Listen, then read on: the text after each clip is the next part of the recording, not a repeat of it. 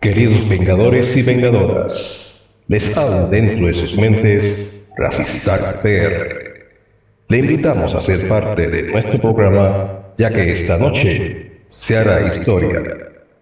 Compartan este programa porque será inolvidable para todos ustedes, ya que entrevistaremos a los escritores y showrunners de la serie de los 90s X-Men, Eric y Julia Lewald.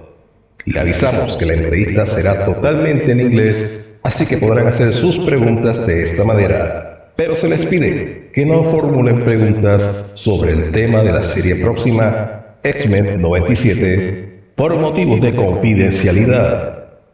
Dicho esto, que disfruten el programa y sean parte de la historia.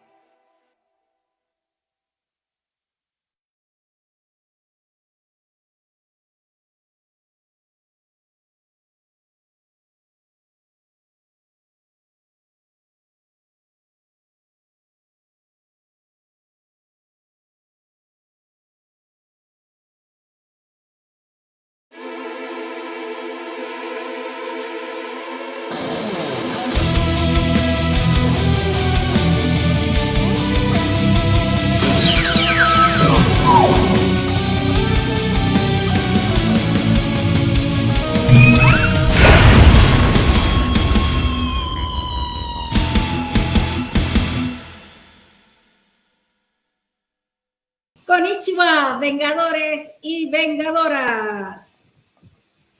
Good evening, Geeky Nation. And welcome once again to this, your channel, Badassium Geek.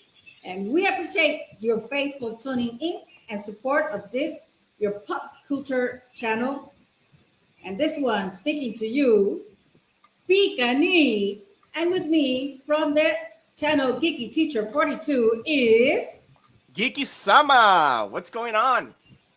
What's up, Geeky? Thank you for being here tonight with us. Happy to be here. Super amazing show, right? But here at Badassium Geek, we feel super happy to have you guys here with us. But remember to support us in all our social networks that will appear on the bottom of the screen. Subscribe and share with all your friends and family. And don't forget that on our YouTube platform, click on the notification bell to be notified of all our videos at the moment. And if you wish to contact us for interviews or to receive information, write to us to our email. And you can also follow me on my personal networks as PikaEnid. And remember, here at Badassium Geek, we support the health entertainment, local talent, and Latin America talent, the geek culture, youth, family, and especially our children. And we just do it because we only work for you. For you. That is right. That is right. So tonight on Badassium Geek, the participation of Geeky Teacher 42, aka GeekySama, myself, We are honored to have a magnificent interview with some great people who were responsible for a great success in the 90s. That is correct, GeekySama. And if you want to know who we are talking about, well, I'll just tell you this. They are great talents where they have participated in pop culture projects for decades, which have also collaborated with production houses such as Hanna-Barbera, MGM, Disney, and many others more. But they are best known for one project in particular that started in the early 90s for the Marvel Comics franchise. What is it about? So let's see what we're talking about.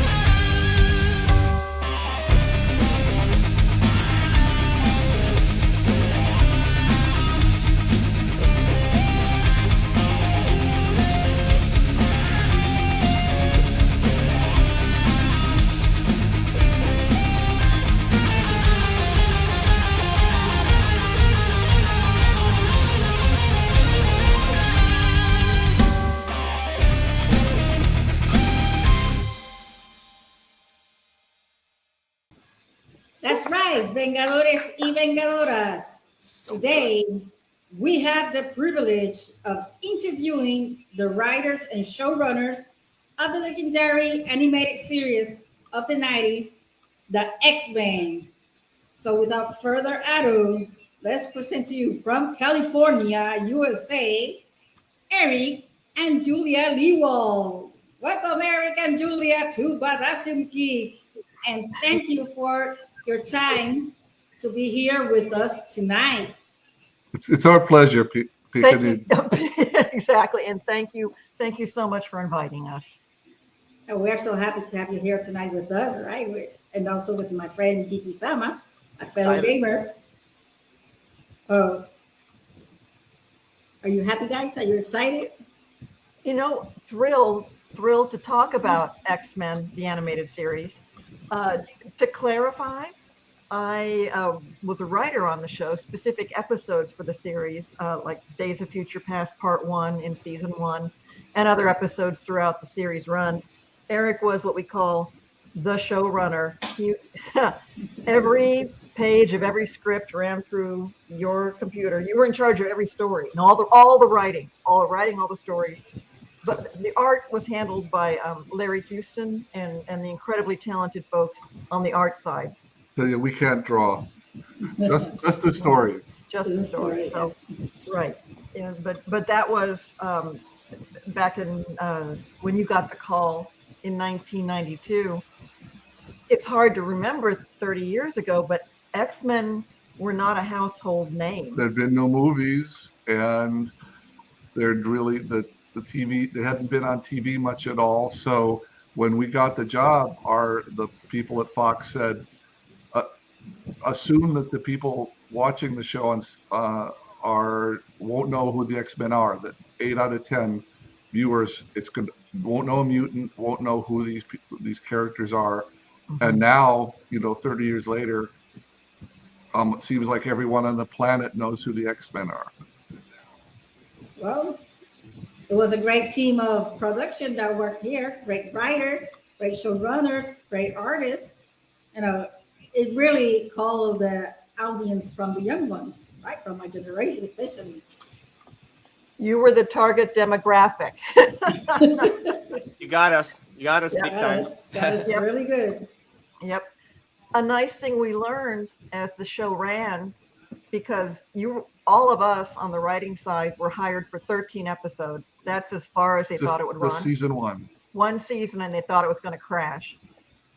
But so with that 13 episodes, it was come up with the biggest, strongest stories you can, for what no one knows about. It's the X-Men. Give it your best shot.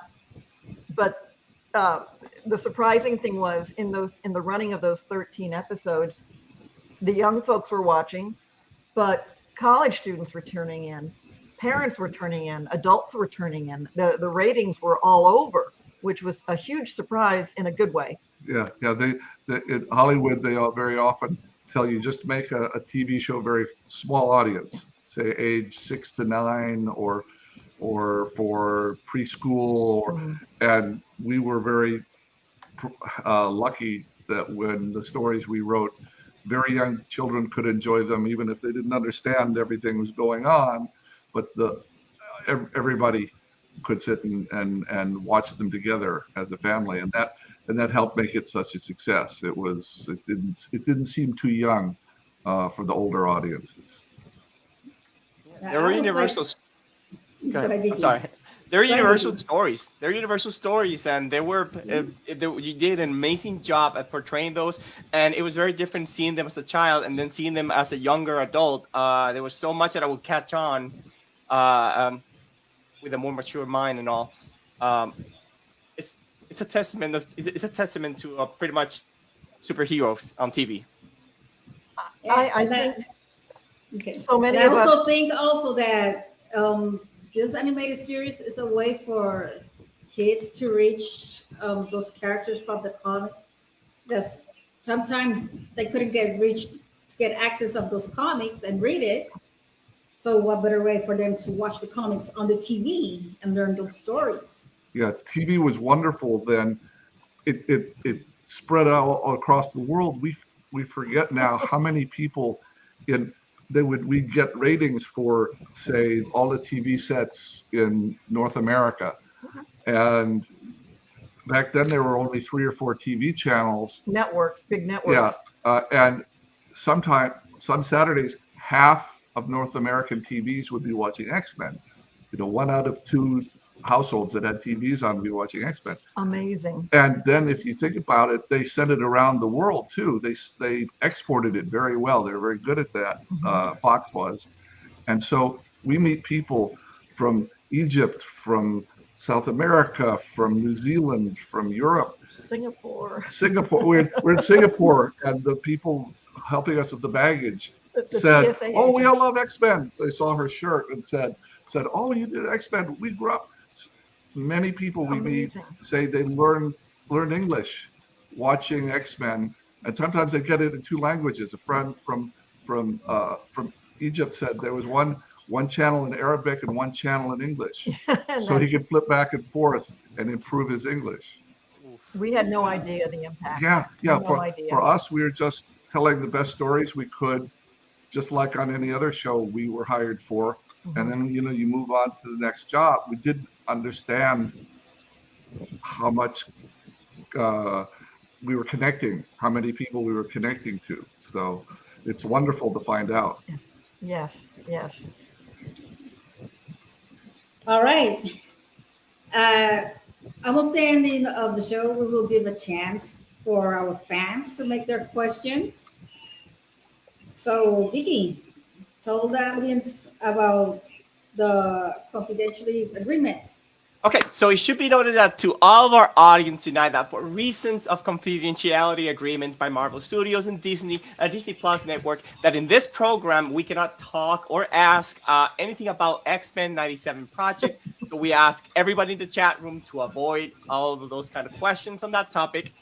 But everything related to the original X-Men series in the 90s, you can ask everything and anything at the end of the interview.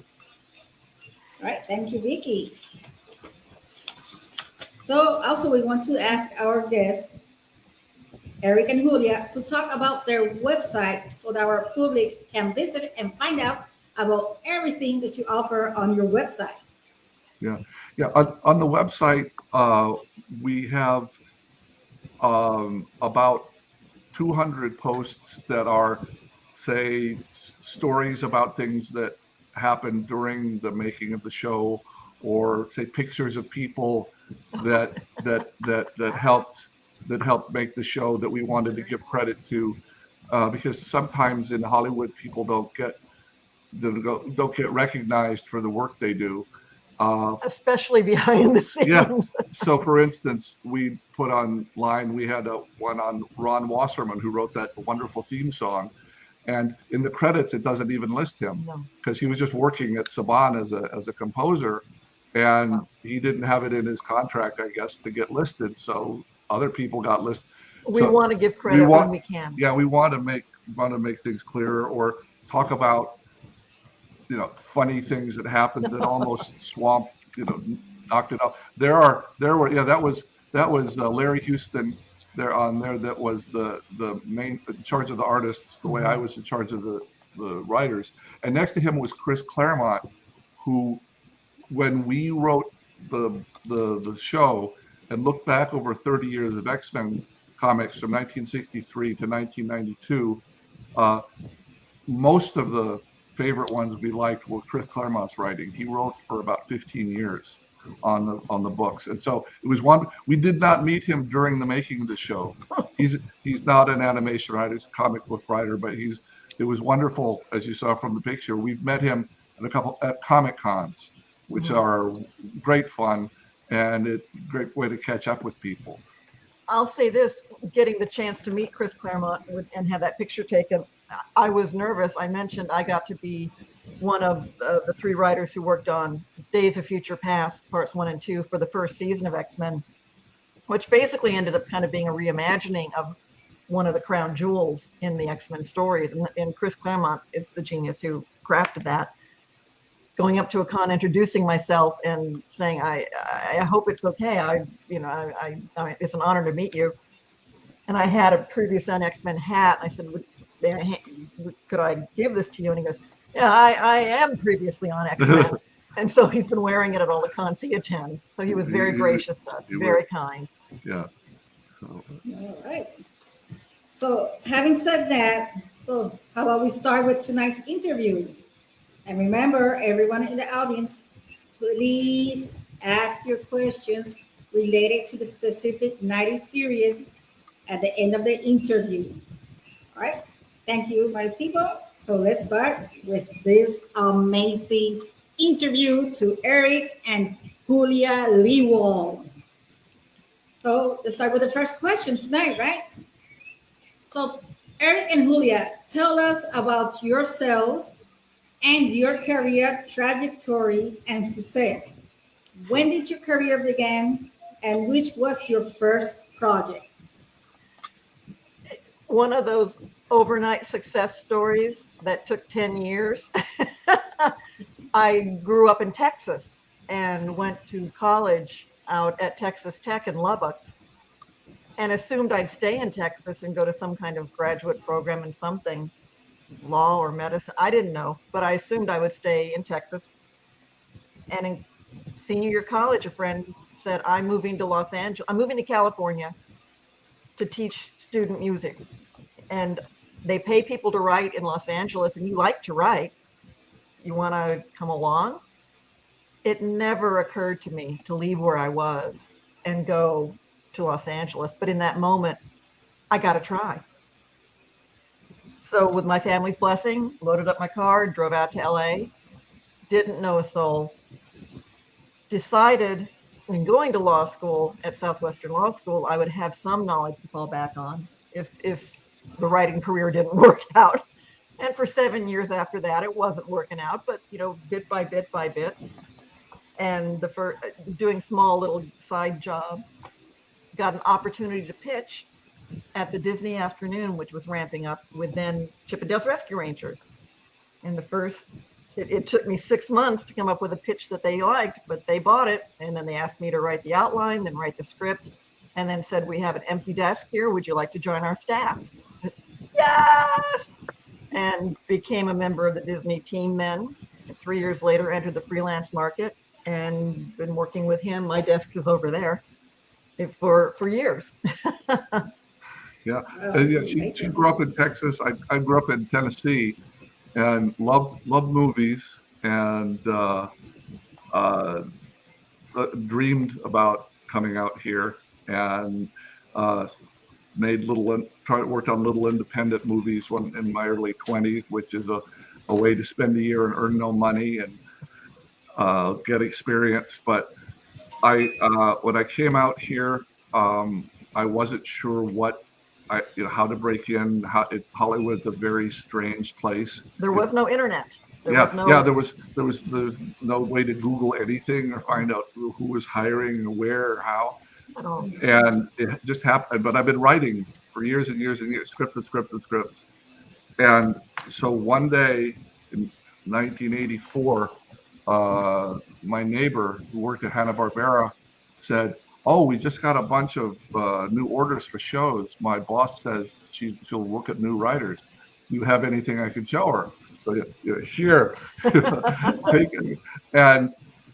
but in doing that, a friend of mine from Tennessee and I got one assignment, and from that one assignment, 25 years straight work. That was the opening of the door. And he didn't have an animated script for them to read, but he had a bunch of other scripts. Yeah, so they knew that. They knew not everyone dreams of writing animation or has the experience. So they were looking. They needed more. That's the way it happens out here. Great deal. Not what you need. If they need some people, you may get a chance. And so they did for Hanna-Barbera for me. Then 3 years later, Disney got a big order and they needed new people. So there was a door open for Julia. And as you probably saw looking on our list, we've each worked on 45 different shows over the years. It becomes, it's our normal job, so it doesn't seem extraordinary, but you work on something for a couple months or maybe 6 months, and then you shake hands and goodbye, it was wonderful, and then you work for the different company and you move on, and whoever needs you. And so it's kind of a gypsy existence. It was very nice. We had 3 years at Disney where we were just there on staff without moving. He was in the office next door. Yeah. So we had offices next door. That's how we met. So it was a wonderful place to work and to learn more about how to do this well. And if X-Men happened a little over a year after we both left Disney. I'm sorry, I'm jumping in here, but we're in the freelance universe. You got invited to work on the new season of Beetlejuice, which had just moved to Fox Kids, and Fox Kids was the brand new upstart network. And I knew someone there I worked with before, and he said, we need you to help us for a few months on this. So that was great. It was done. And that's how I had no idea that X-Men was coming. I didn't know the X-Men comic books, really. I knew the name, but I didn't know who they were. Yeah. And so he called me the night before a big meeting and said, we'd really like you to come and run the show for us. We just like the way you wrote on Beetlejuice. So come on, do this. Okay. And I had to just keep my mouth shut at the meeting with Dan Lee and everyone, because they all knew X-Men backwards and forwards, and I didn't, and I was going to be the one in charge of the writing. So I had to learn very, very, very fast and quietly. Amazing. That sounds great. Okay, so let's go to the next question, Geeky. Yes. So now entering the context that the thing that we're here for, tell us, how is it that your great adventure begins with this amazing project, the X-Men series of the 90s? Oh, how did we begin in it, or? Yeah. Well, she was obviously the people at Fox who made this happen. The woman who had just been made the president of Fox, Margaret Lesh. Her name, she deserves all the credit in the world. All the credit. She's been working 20 years in the business, worked for Marvel Productions for a long time, and surprisingly, this is so odd to think back, surprisingly, all through the 1980s, she would go to the television networks and say, X-Men would be a great show. Please play Marvel shows, please. We can make them. And all the people at the network said, oh, nobody's going to watch some superheroes. They don't know who they I don't know are. who they are. That's just a few, only a few people read comic books. Margaret, be quiet, stop pushing this. So finally, she gets made president of a network, a kids network, and says, okay, now, two shows we're going to do are X-Men and Batman. So boom, okay, so it's her doing, and her right-hand man, her enforcer, her best assistant, Sidney Iwander. I had worked with him for about years before. Mm-hmm.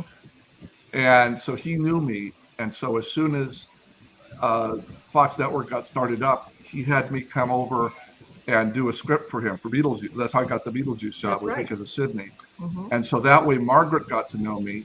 And then when it came time for her to decide who would be the head of the writing, she and Sidney just agreed, okay, Eric fits. He's the right tool for the job, maybe. Now realize Beetlejuice is not the same tone as X-Men, but again, it's also the relationship and the quality of the writing. And for the record, when you were tapped by Sidney to come on to a new project that we're going to have a big meeting for. Yeah, they lied about it. They kept it very secret, just like now with X-Men 97, for about a month while I was waiting to see for the show that I was going to do. They wouldn't tell me what it was. They first lied to me and said it was Attack of the Killer Tomatoes. Okay. So I said, all right, that'll be fun for 5 months. I can spend some time doing that. I can write funny scripts, and that will be a great. It'll pay because we have a baby and we've got house payments. So yes, Killer Tomatoes, fine, Sidney. Okay, I won't go to another place. I'm ready. And then literally the night before, he calls up and said, "It's not. We were lying to you. It's not Killer. It's a Marvel property. It's a big one. It's called X-Men, and I'll see you in the morning." So they kept it from the artists too. They just kept it very, very quiet. I guess Marvel loves secrecy, but they kept it quiet about what the show was going to be. So I guess expectations wouldn't get up. But you walked into that meeting, and Stan Lee is there at this meeting. That's very intimidating. And we all have to discuss about what is best for the show. And so we were very careful what we said. You were very careful. I wasn't there. But I was there when you came home. Crazy. So you and your best friend. Yeah, my best friend from college, Mark Eaton's wonderful writer. From Tennessee, came out also.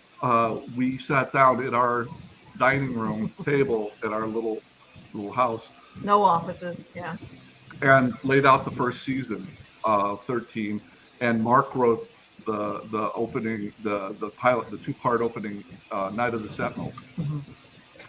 And then we, spent 6 months with other writers like Julia, getting the 13 first episodes written. And then the thing with animation, with hand-painted animation, it takes about 4 months for them to animate it and see back what you wrote. And it gets sent from the drawing boards here in Los Angeles overseas to be animated there, painted there. So we were done with all the stories completely, and were laid off, in effect, before we saw 1 second of animation back. We heard the recordings, and so we understood how wonderful the voices were. Mm-hmm. But we didn't really. You just have to have faith in animation that all that you'd imagine is going to turn out as you imagined, or maybe better, but is going to turn out well. So we actually, all of us, were let go. We started working on other projects. Exo Squad for about 3 months. We were working on other projects, to pay the bills, while we were waiting to see what they did with the X-Men, what the animators had done. If it was going to work out. Yeah, we didn't know. And it worked out well. And they asked us back, and some of us could come back, some couldn't. But yeah, that was a strange time, having finished writing a whole season of this and not seen it yet. Wow, amazing. That sounds magical. Like say, I They- might imagine that first moment of seeing all of that coming to life. It's been magical. To be honest, I love the Beetlejuice series. Oh, thank That you. is, I'm a fan of Beetlejuice. Yes. I really love it. I used to watch that series. I also love the movie played by Michael Keaton. Oh, It was really. I should not mention that one more time Beetlejuice because he will appear. oh, It did. now it's going to show up. Okay. Oh, it's going to show up. 1, 2, 3. So let's go to the next question, right? And in the X-Men animated series, who is your favorite character? Any specific hero or villain, or Oh. and which is your favorite episode and why? As a writer on the show, I'll say this: I love Beast. He is the smartest person in the room. He is the most romantic. Gosh, he's bless him. He's damaged. You know, he can't walk around the way every other member of the team can down the street without being, oh, that guy looks weird. I love Beast, and it was fun. Eric, you were the one who came up with the idea of his call to action would be some obscure poetry quote or some obscure line of literature. And that became fun as a writer to sort of out challenge the other writers coming up with the most interesting obscure quote for Beast to use when, in an action scene. And then if we get around to villains, I'm going to say Apocalypse. I'll let you say why when we get to it, because there is a specific reason for Why Apocalypse. we love Apocalypse so much. Okay, so Beast and then Apocalypse. Yeah, and for me, since I was the supervisor, since I was over the course of 5 years, 20 different people wrote for X-Men. Julie was one of them. She was one of the best ones. I'll say, wife. You are recording this, right? Okay. Yeah. So I had this whole group of very different writers to supervise and be kind of the father for. And so I had great sympathy for Professor Xavier. I mean, he had this group of very different, X-Men who were constantly in conflict and, so and had to try to keep them all together and focused on the one job. So Xavier was strangely my, because so many people, almost everybody loves Wolverine or they love Gambit, or if they're women, sometimes they love Rogue or Storm. Xavier worked for me that way. Again, as a villain, Magneto's wonderful, but writing for Apocalypse was spectacular. This voice that he had, and that would just like fill the screen with his voice. Oh my God. And we didn't know, just by small chance, we both grew up watching the original Star Trek. That was my road into the world. When we were little children, that was a thing that blew our minds. Was what is this show? This Star Trek show. So what we didn't know was the gentleman, the actor that did the voice of Apocalypse for us, was the very first Klingon on the Star Trek show in 1966, 67. Actor, we're going to pronounce his name wrong, but John Colicos. John Colicos. John Colicos was the very first Klingon on the very first Star Trek, and then he was the Apocalypse. And he was the same voice, I am the Rock. That voice, that guy was.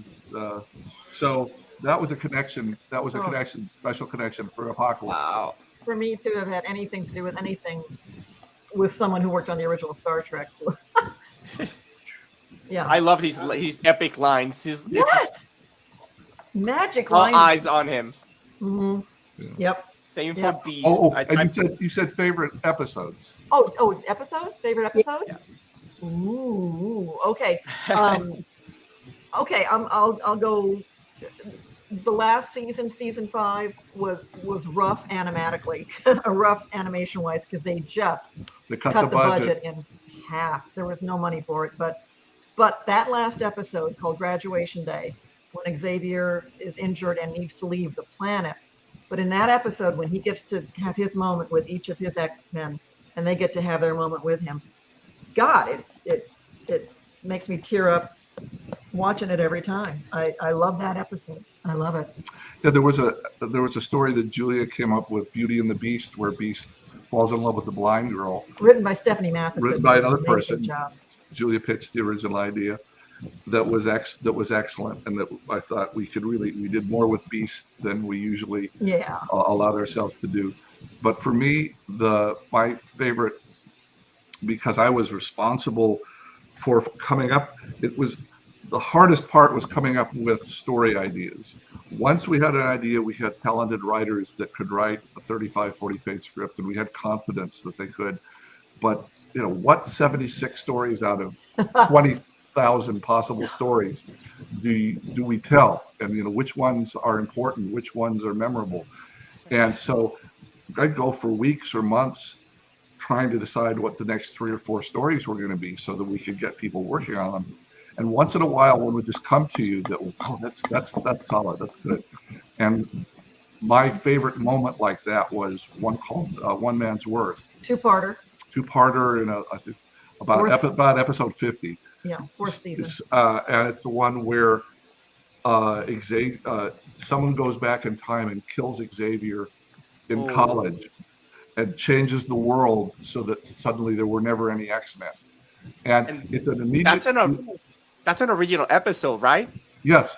That's not from the comics. That's an original episode.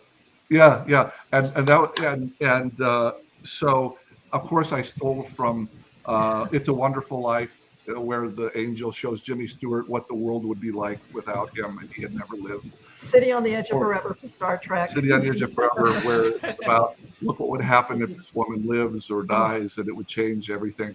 So the basic simple idea was there, but to me it was special because it highlighted, well, what are the X-Men? Why are they? What's so special? Why do we care about them? Okay, here's a story that shows what would have happened if they hadn't been there. And that's why it touched me so much. And for Julia, it got to let Wolverine and Storm be married in the future, in the alternate future. In the whole series run, Wolverine has his relationship.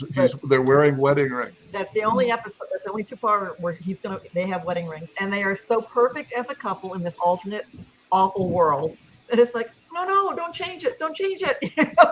No, because you're going to break apart. You're not going to be together. Yeah. And as a writer in the current real world of X-Men, it's like, oh, darn it, we should have made them a couple. They're perfect together.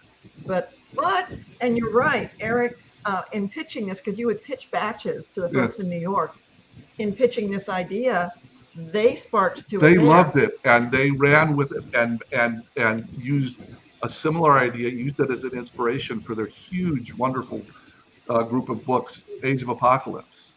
But the way animation and versus comic book, they came out about the same time. But Larry Houston was able to use some of their original designs in your original story. It felt so good because we took so many of their story. We took so many of their wonderful story bits and character moments and used them in our show from what they'd written in the books. It was nice to give back and have them feel excited about something original we'd written, and that they built a wonderful book series of. Oh my God, yeah. So it was nice to give back. Isn't it crazy looking back on that? Yeah. And to be honest, I also thought that Storm and Wolverine would make a great team. Because when I saw that, wow, they got the perfect chemicals. Yeah. And it's really amazing. It's really amazing. I really liked it, like you say.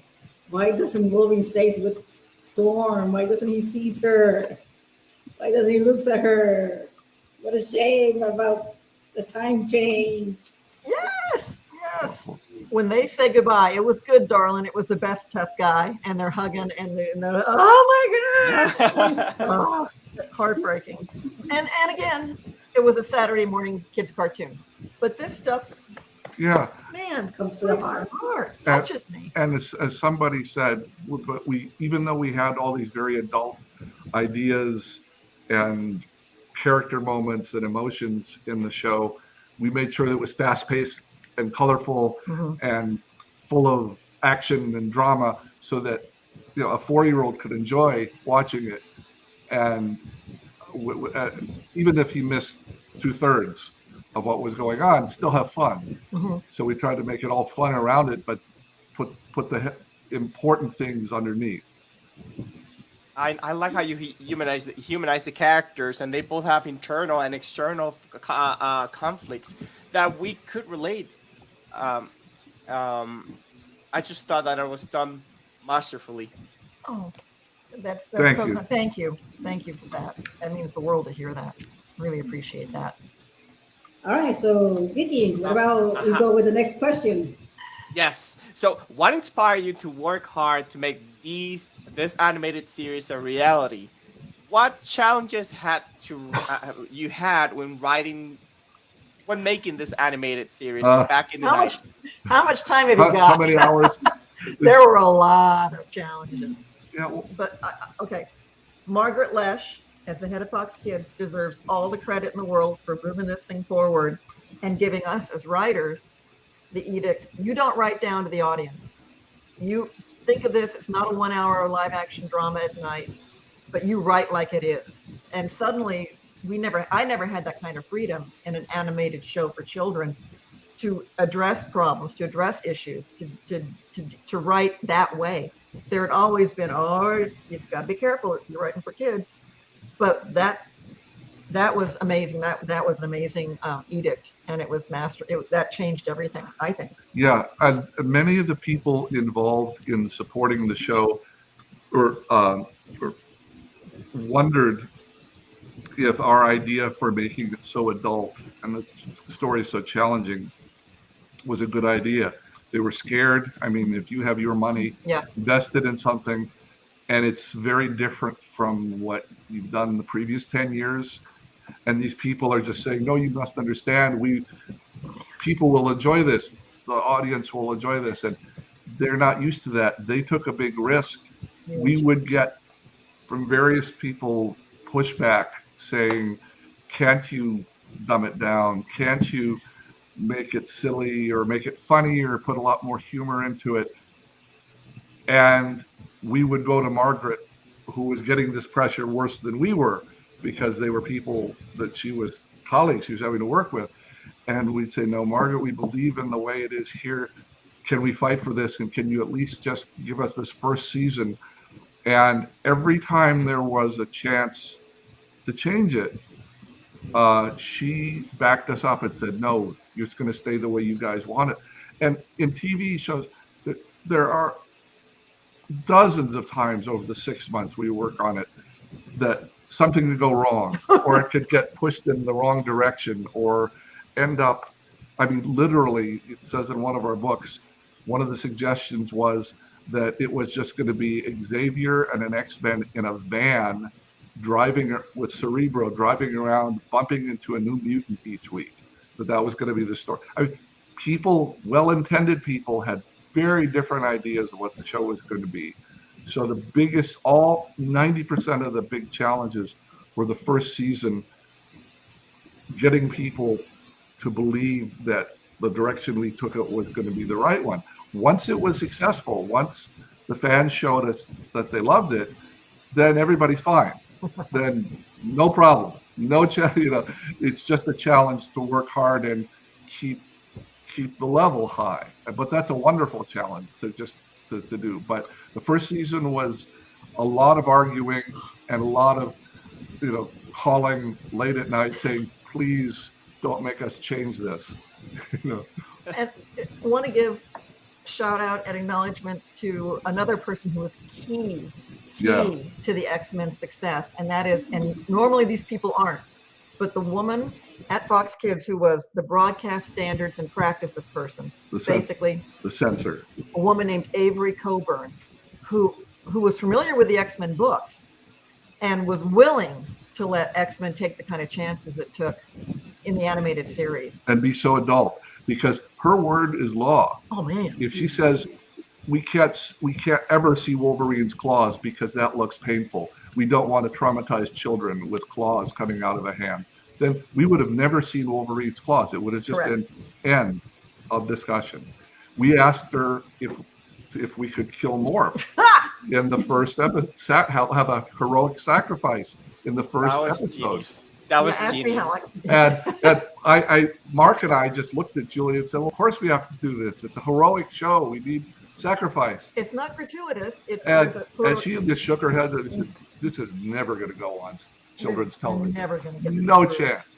But luckily, Avery, this woman, understood, and she listened, and she trusted us that we wouldn't treat it gratuitously, that we would do it right. And with her trust, it happened. So again, you have 20, 30, 40 important people in a project, and if that one person had been a different person, the show could have been terrible.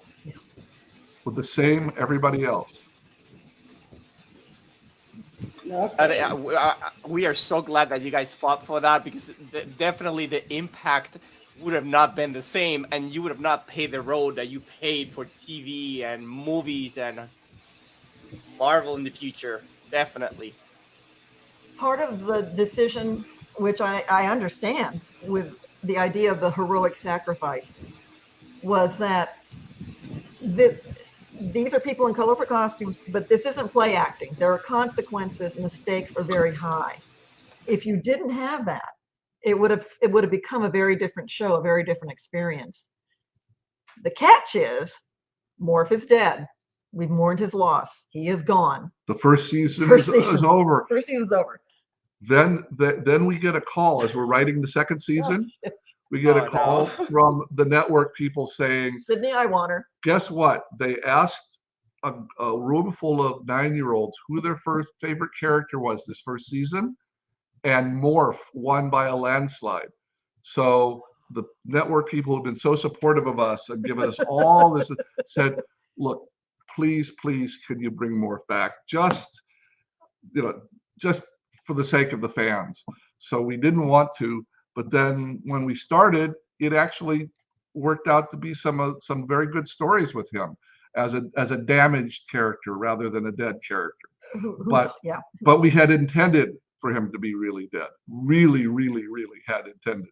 Yeah. So there you go. Yeah. But I think that make the consequences feel so much real, and I think it gave because we didn't have death in these kind of TV shows, so it was like a wild thing to do, and I'm happy that it was the tone that was set. I'll say this though, we've heard the story. We did not go to the voice talent sessions that were recording up in Toronto. All the voice talent was in Toronto, which has a very deep theater tradition. So you got these great voices, including John Colicos. The fella, Ron, poor guy who did Morph. Ron Rubin, very talented guy, got tasked as Morph, and it's like, oh, it's a 13-episode animated program, yay! All of the other cast members, all of his friends get 13 paychecks, and he looks at the script and it says, "And Morph dies." Oh, what? I get one story. And so he was happy a year later when Morph was brought back, but for a while there, he was not a very happy man. Yeah. All right. That's so amazing to hear those stories. Wow. You know what? That's it. Wow. Mega wow. Definitely. And I love those kind of stories. It's really amazing. Thrilled to share. Delighted to share. This one's for you, Morph. Yeah.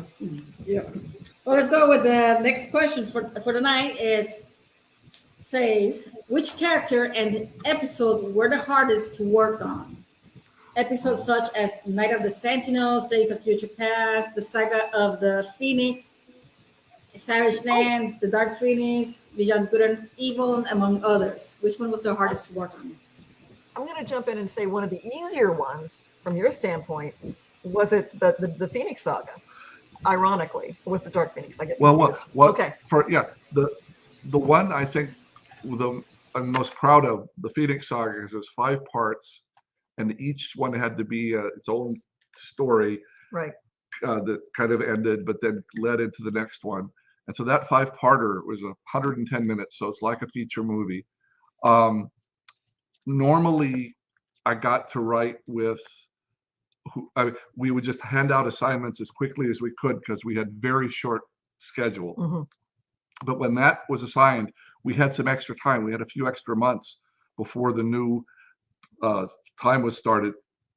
So I was able to just call them and say, look, can I just do these 5 stories all with the same writing team, with Mark and Michael Edens, my friends from college. So that was a really satisfying story, even though it was 5 parts and it was very long.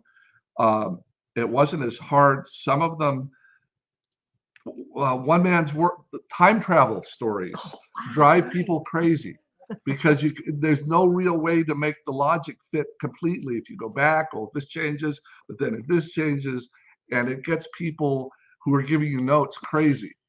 And the one I mentioned, One Man's Worth, that usually took us about 3 months to go from, okay, this is the story we're going to do, to a premise and outline and a couple of drafts of the script, and we're done, and get everybody's notes in from all over, from Marvel, from everyone.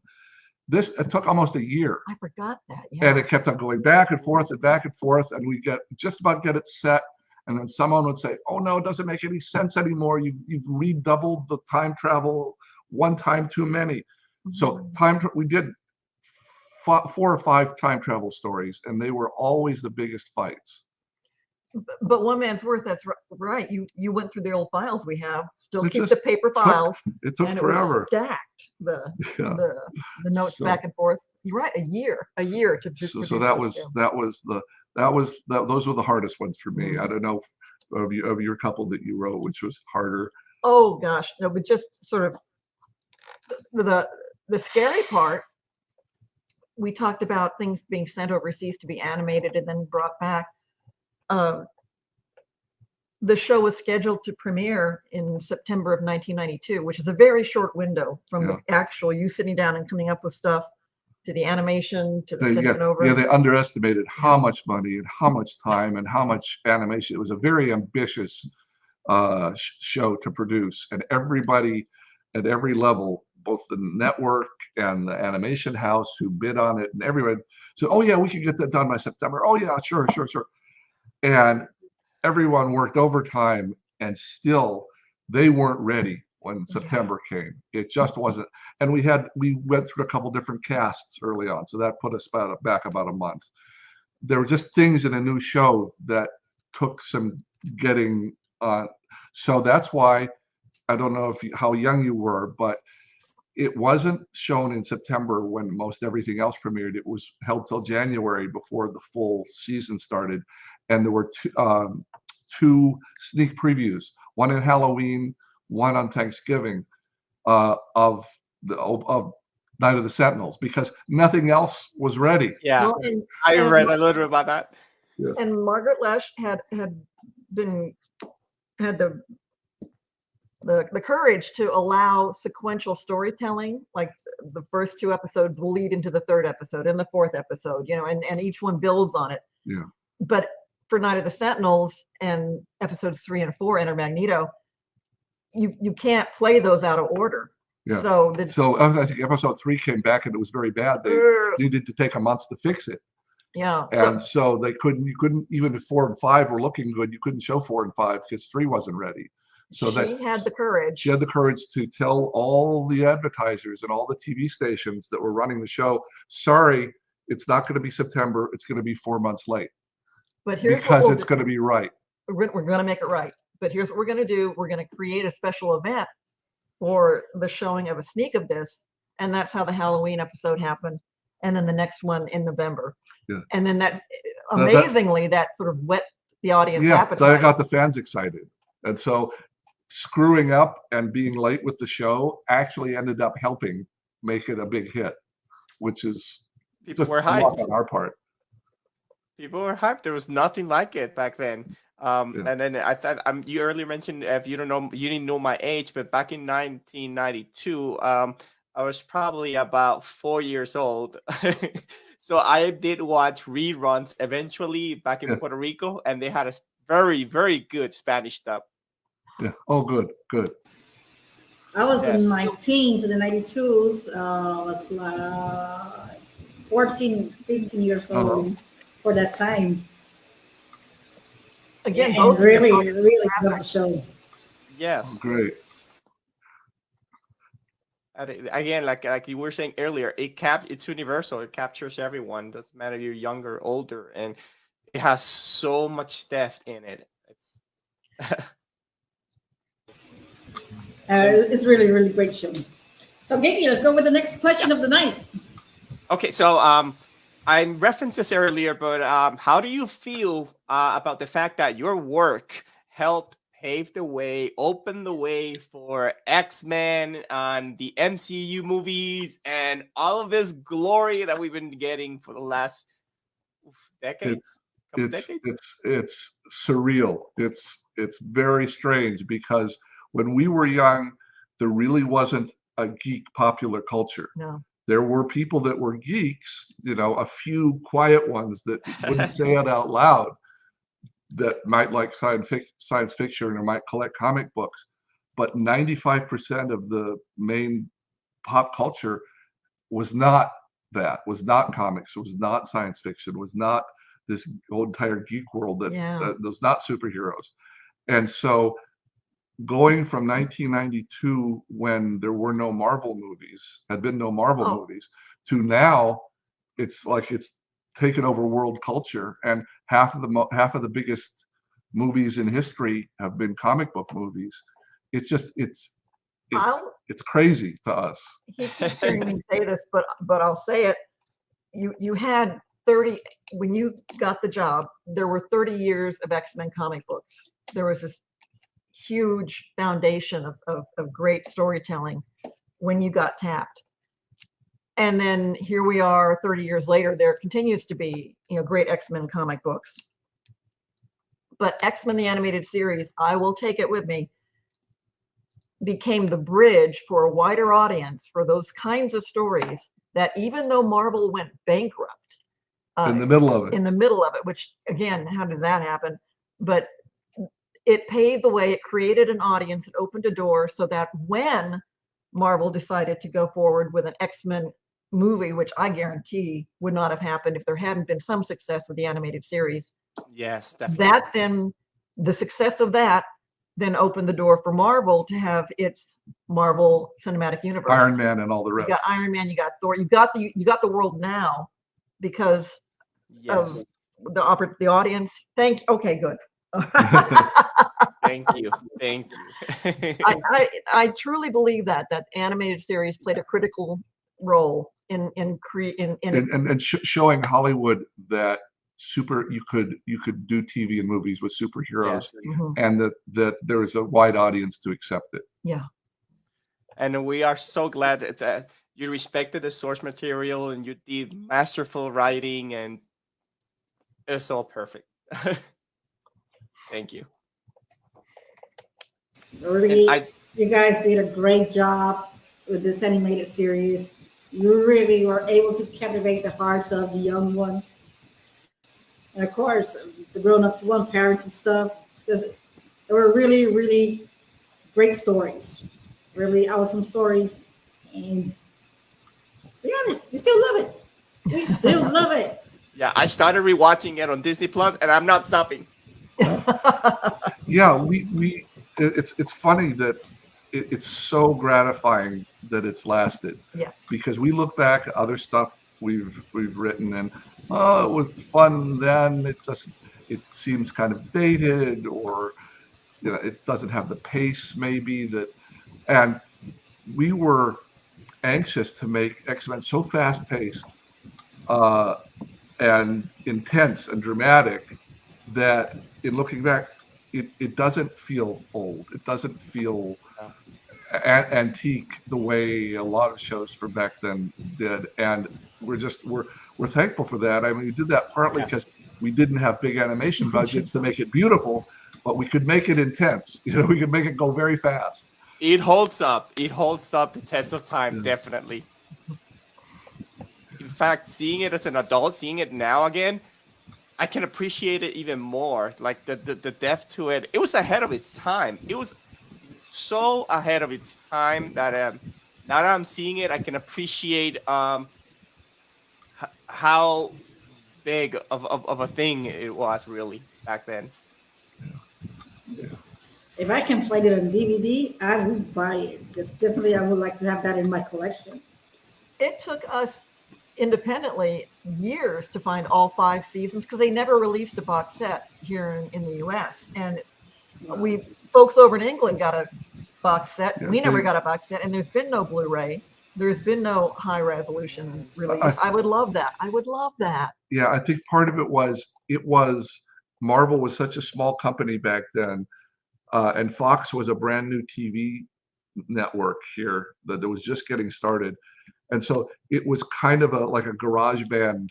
It was kind of a patched together quick show, and once it was done, all these people were suddenly successful. They were making money, but there wasn't a big place like Disney or Universal or Warner's to say, here's something that we could make money off of for decades if we invest in it and make DVD sets and do this and so there wasn't a big corporation behind it pushing it. They just enjoyed it while it's on the air, and then it was gone, and there were new people at Fox. It wasn't Margaret anymore. So, and now different people have bought different people. Finally, Disney bought, got Marvel and Fox, and all the rights are together. And Disney looks and says, aha, here's something that was a huge hit, and let's merchandise and let's make a new series, etc. So they've got it. And I think in the next 10 years, there'll be more attention to it than say the previous 10 years. But if they want any extras for the DVDs, we stand ready. Yes. So whoever's in charge. With the books like you have in the background. Yeah. This was when I started writing this book in 2015. Yep. The rights were scattered among different people. Marvel wasn't interested. And so now it's grown to where everybody realized, this could be a big thing. And so they put the money into making this book. And so, yeah, we have big hopes. But 7 years ago, when I started the first book, there was not a lot of attention. Couldn't get calls returned because none of the companies had all the rights. So the first one's an oral history. Second one is a deep dive into the art of the series. So. Yeah. That sounds amazing. That sounds so good. All right. Amazing. Definitely. So, Vengadores y Vengadoras, stay tuned because Badassium Geek will be back after these messages.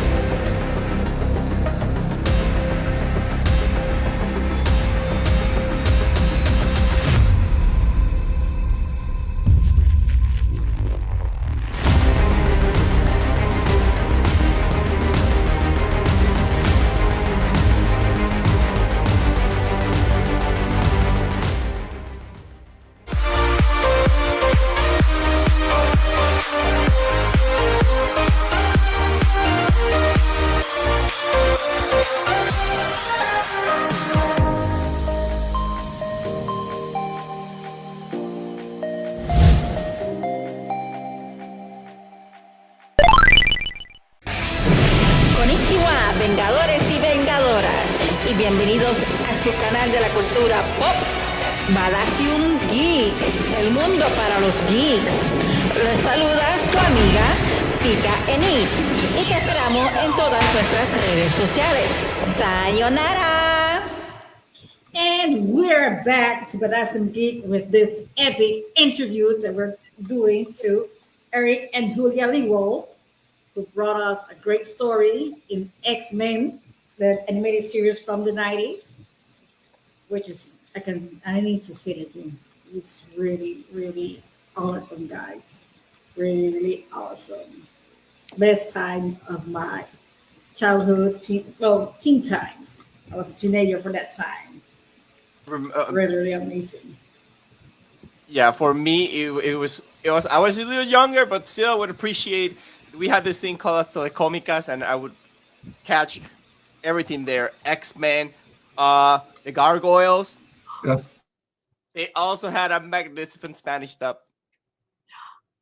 Very good. Yes, we got in on the end of that. A friend of ours at Disney named Greg Wiseman did Gargoyles, did the first 65, the original show.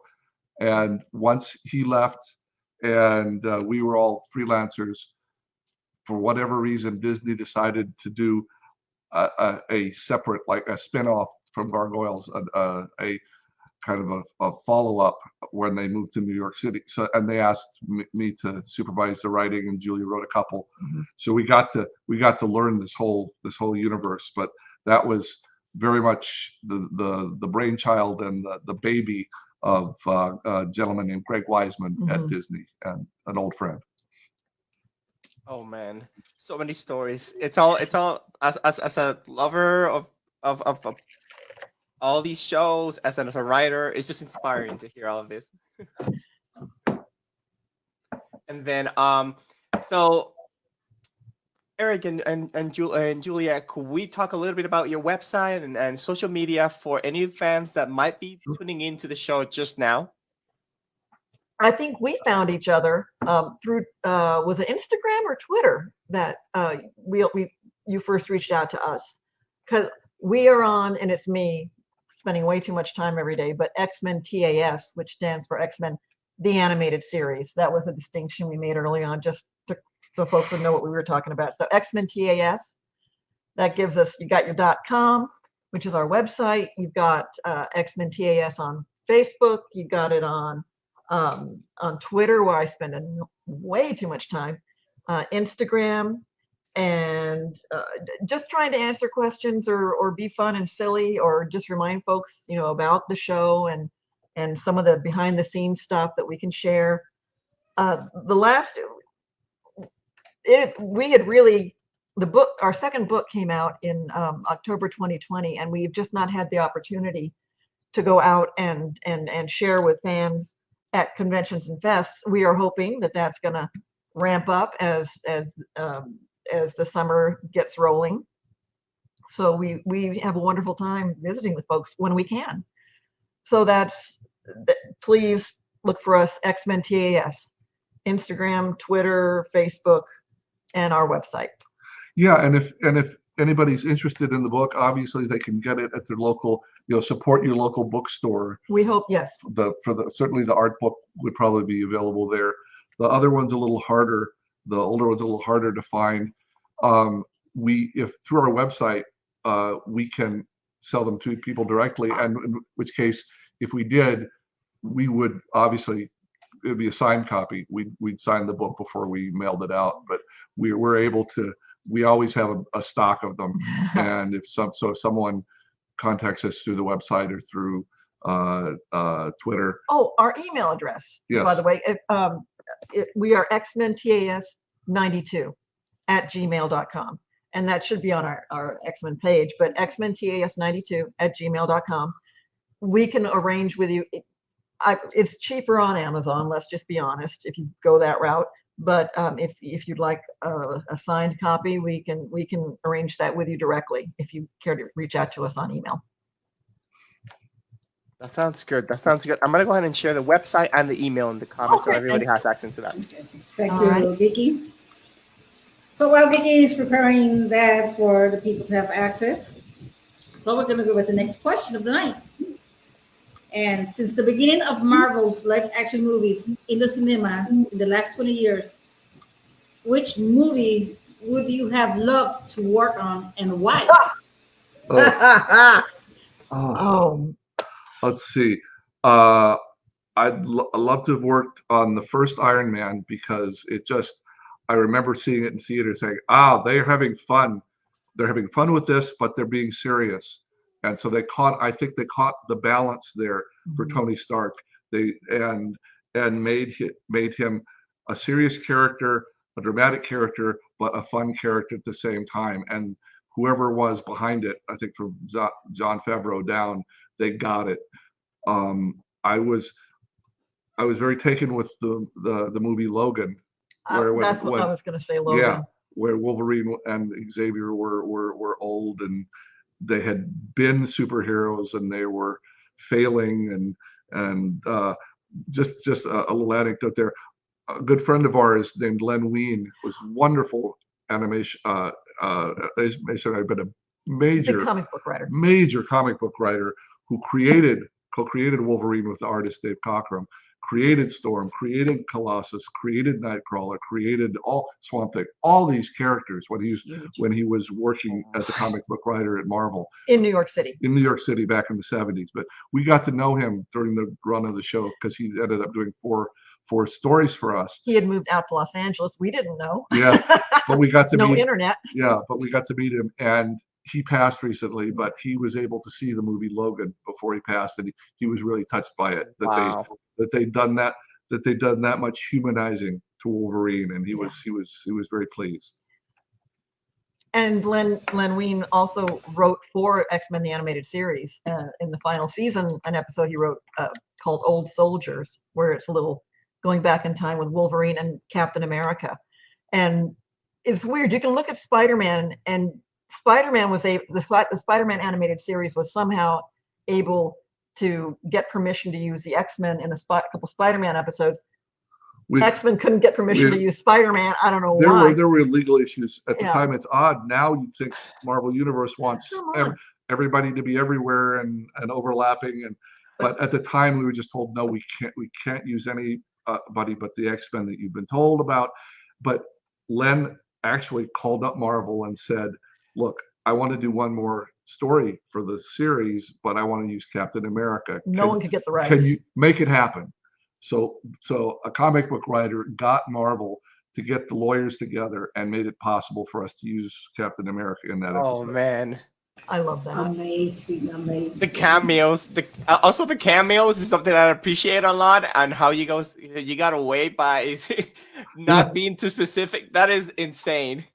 But all credit to the artist side of that, especially Larry Houston, he knew the X-Men chapter and verse. You went in cold. Yeah. I didn't know, but he grew up on the X-Men. So when he was tapped to be on the art side, he thought, well, heck, I'll use the Marvel characters. Having so much fun and just having to be so quiet about it. But he got his hand slapped. Yeah. He got his hand slapped once when he actually used someone's name. But you're right. He was careful. And looking back, even though he didn't have the rights to use 30 or 40 of those cameos that you saw, it made the fans happy. It just gave them something so satisfying. Yeah. And if I were, a corporate president, you'd think I could look back and smile and say, he wasn't supposed to do that, but I'm happy he did that. I like Spider-Man in the credits being called Web Mutant. That's hilarious. Also, is it Thor shows up? Is it Norse mutant with hammer? Yeah. Yes. Somehow that got past legal. Okay, all right, Norse guy with hammer. Yeah, those moments were wonderful. Mm-hmm. Yes. All right, so Geeky, let's go with the next question. Yes. So, have you ever worked on any other movies or TV series that you want to point out to? Oh well, heck. Red Planet. Oh, okay. But I'm gonna take a live action bow here. We got to work with Sam Raimi now everywhere, thanks to his work on Masters Doctor Strange into the Multiverse of Madness. We got to work for Sam Raimi's company for a glorious season of 50 episodes on Young Hercules, which was part of the Hercules and Xena universe. with an incredibly young Ryan Gosling playing Hercules. He was that 17 when he started. And that was fun. That was a lot of fun. It's not easy to find, but even then he had it. You go that, he was skinny, he was slender, but he had it. So yeah. And that was interesting because it was different for us writing for live action. It was in a way easier because the short scripts are much shorter. All sorts of detail that we put into the action in an animated script like X-Men, they say, "Oh, leave this to the director." So it would be more like, you get the characters into a scene, you say kind of what they're doing and what the dialogue is, and the director does much more of the staging. Obviously, the director's in animation as well, but we put a lot more detail in the animated shows. Because you're handing it off to a lot of people who have to visualize what it is you're trying to accomplish. Doing 50 Hercules stories for Ryan, and to give the kid credit, he was 17, 18. He shot them all in about 7 months. Yeah, it was crazy. He shot 50 episodes in 7 months and carried the show. So that was a wonderful experience. Yeah. We have had like you said, every show we've worked on, we've tried our darndest. Doesn't always mean every series hits or every episode hits, but we have looked back with pride on things. You are an Emmy-nominated writer guy. Of all things, for doing a TV movie, a Madeline TV movie, which was kind of a sweet story. Little Madeline in Paris girl. Yeah. So a range here. We have a range. And yeah, I liked writing Winnie the Pooh when we were at Disney. There's best. Fun characters of all things. There's a show called Mummies Alive that we did for Geek, the 40 episodes action show after X-Men. Good looking show. Beautiful. Yeah, beautiful. And so there are a number that were very satisfying.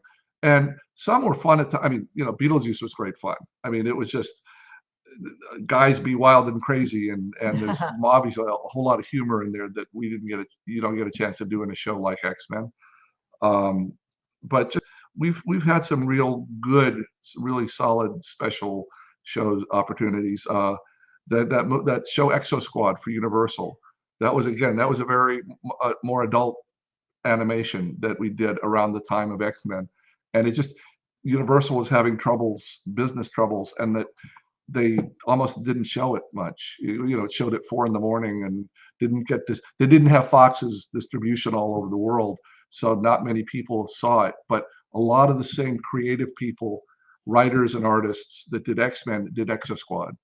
And it's a little more, it's not superheroes, it's science fiction in the future. More of an action show, like a interplanetary war, people from Mars and Venus fighting each other in space battles. And so it's a very different kind of show that people haven't seen much, but we're very proud of that as well. And I got to shout it out, Chippendales Rescue Rangers, the first show I ever got to write for. Now that Chippendales Rescue Rangers, the movie, is now on Disney Plus, it was a hoot. I so enjoyed watching that. It was just fun to have been a part of anything that ended up in that story. And out of the 65 episodes, she wrote 14. She wrote more than anybody. Next person wrote 9. So she has the record for Chippendale. I have serious affection for those little chipmunks. Yes. I'm a huge sci-fi geek, so when I'm looking at Exo Squad, and it's on one of the streaming services. It looks amazing. If you get a chance, give it a shot. Give it a shot. Yes, definitely have to give it a chance, because what you said about the description you gave, it sounded cool.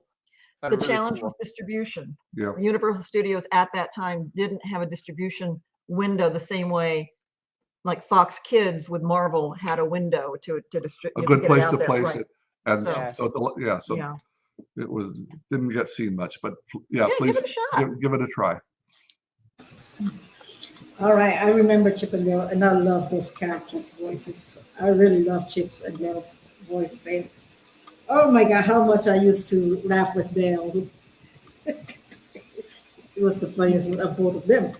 All right, so let's go with the next question that I'm sure most fans would like to hear about it. And is, have you met or worked with Stan Lee? How was your experience with him? Yeah, on a few, We have. on a few things. First and foremost on X-Men, and then when there were two other times that we worked with him. One was I was working at Geek, DIC Entertainment, where we did Mummies Alive and Madeline and Inspector Gadget, those kind of things. And Stan was there for a year developing series for the company, and I would write them up or come up, he'd have ideas and I'd do the scripts. Also, when he had a Stan Lee Media website early on, very early in the internet age. Yeah, he hired the supervising producer of X-Men, Will Mineo, to be his main development guy for that, and he and Will hired me to write up a couple things, something called the Seventh Portal. That are, again, these things didn't come to fruition, didn't become hit shows, but in each of the cases, I got a chance to work with Stan on all these. And Stan was, I mean, obviously he's 30 years older than I am, 33, 34. Anyway, an older generation, my father's age, but he was very focused and very full of energy, even at the time. I was in my 30s, he was in his 60s, he was almost 70. And we'd go to these meetings and you could tell he was a story guy because other people were worrying about budgets and schedules, and he was just focused on, what about this guy? What's happening with him in this story? And it was fun watching him do that. And one thing we shared was he hated being late, being tardy to anything. There was a meeting at 11:30. He was always there at 11:20. And I never wanted to be late either. In Hollywood, there can be kind of a one-upsmanship. If there's 7 people meeting for a meeting, the person that thinks of the most special tends to be 10 or 15 minutes late and make everybody else wait for them. And Stan hated that. He just said, look, I've got stuff to do. I'm here, I'm ready. What's with these people? And so we would find ourselves often, in a waiting room with the other 5 or 6 people hadn't shown up yet, bemoaning the fact that we were always on time and the other people weren't. It's really, really amazing, the whole story. We have a friend here from Mexico. His name is Pablo, and he says, I met him, and he has quite a presence. And really, he has an awesome story to share with you guys about Stan Lee. Oh. So maybe after the questions, after the interview, he will be joining us and he will talk about it to you guys. Right? So, Geeky, let's go with the next question. So let's talk about the books real quick. What can the fans expect from the books you have published? We have previously on X-Men, making of the animated series, and X-Men, the art and making of the animated series. Yeah. Well, the first one was, as I say, a verbal history. It goes with me from kind of my point of view from the very first day when we get hired to do the show, all of the ups and downs, all of the crises, and all of that of making the show work, and then has interviews with 37 people involved in making it: artists, cast members, writers, executives, everybody that had a hand, the composer, the censor lady, Len Wein. One of his last interviews is in the book. So I interviewed everybody I possibly could that had a hand in making the show, and then tied it all together and showed it beginning to end for the 5 years that we did it. So that was basically done. You can see it's very dense with right. It's all history and all people talking and remembering and how wonderful they thought it was, and that it was their favorite show and why. And there's very little images, just enough images to say a few storyboard images, because when we did this, I didn't really have the rights to use the artwork. So this was about as much. But then when this was successful, Marvel called and said, look, we've just got all the rights back to the show. We all love the book that you wrote, but now that we've got the rights to the show, let's do one showcasing all the art that you couldn't show in the first book. So there's much less writing in the art book, but as you can see that it's got like 1,000 images, things like this, hand painted cells from the making of the show, man. to sorry, I'm being awkward here. to Right, the there's- designs about every single episode. The character designs are in there. Same thing with this book. Every single episode, I gave it a page or two talking about what I liked about it, what went right, what problems we had with it, what maybe was a disappointment. And in this one, as I say, it's got original art from Larry Houston and Rick Hoberg on the front and on the back. yeah. And And so this one, more inside. yeah. So this really showcases more of the people that how it was put together 30 years ago, how you made an ambitious animated series, Yeah. why it would take 9 or 10 months from the idea, from the time an idea was okayed till the time you saw the final episode, all the stuff that went into it. Season 2, the wedding opener on that. There's Yes. there's your evil morph, if you want to call him that. But also you can see Doctor Strange and J. Jonah Jameson are guests at the wedding. J. Jonah Jameson, Doctor Strange actually makes 4 cameo appearances in the series run. We didn't know that till we started putting this book together. So I think if you're a super fan, this book's great because you already love the show and you want to find out lots and lots of personal details about what went on. Mhm. If you just kind of like the show a little, have heard about it, or interested in animation in general, the one with all the artwork is more accessible. It's more like, you wouldn't have to have been a crazed fan to appreciate how beautiful the art is and all the effort that went into. I mean, look at that. That's like a triple cell that's a background for one of the space fights with the Shi'ar. Right. Mhm. So Yeah. it's just they complement each other. They're different. Yeah. Mhm. I just got this hot on the mail like today, Oh, so I'm really looking forward to reading it. we Yeah. hope you enjoy it. Please enjoy. Yeah, we'll do. We'll make sure. Yeah. Oh, and the cover there, Will Mineo, who was the original supervising producer over the whole show, and a wonderful artist. He designed that cover, Cyclops Wolverine crossing cover, originally for that book. And on the back, what you're seeing here is one of the very first pieces of promotional art that was created for X-Men, the animated series. This was made by the great Neil Adams, who sadly passed away recently. But if you're a super fan, if you look at this piece, you probably saw it back then, but if you look, it's missing some people. And this was because at the very first time, they didn't know who the team was going to be. For sure. For sure. And they decided that, maybe Beast and Jean Grey might be secondary characters, and that's why they're not on there. Nora's Gambit.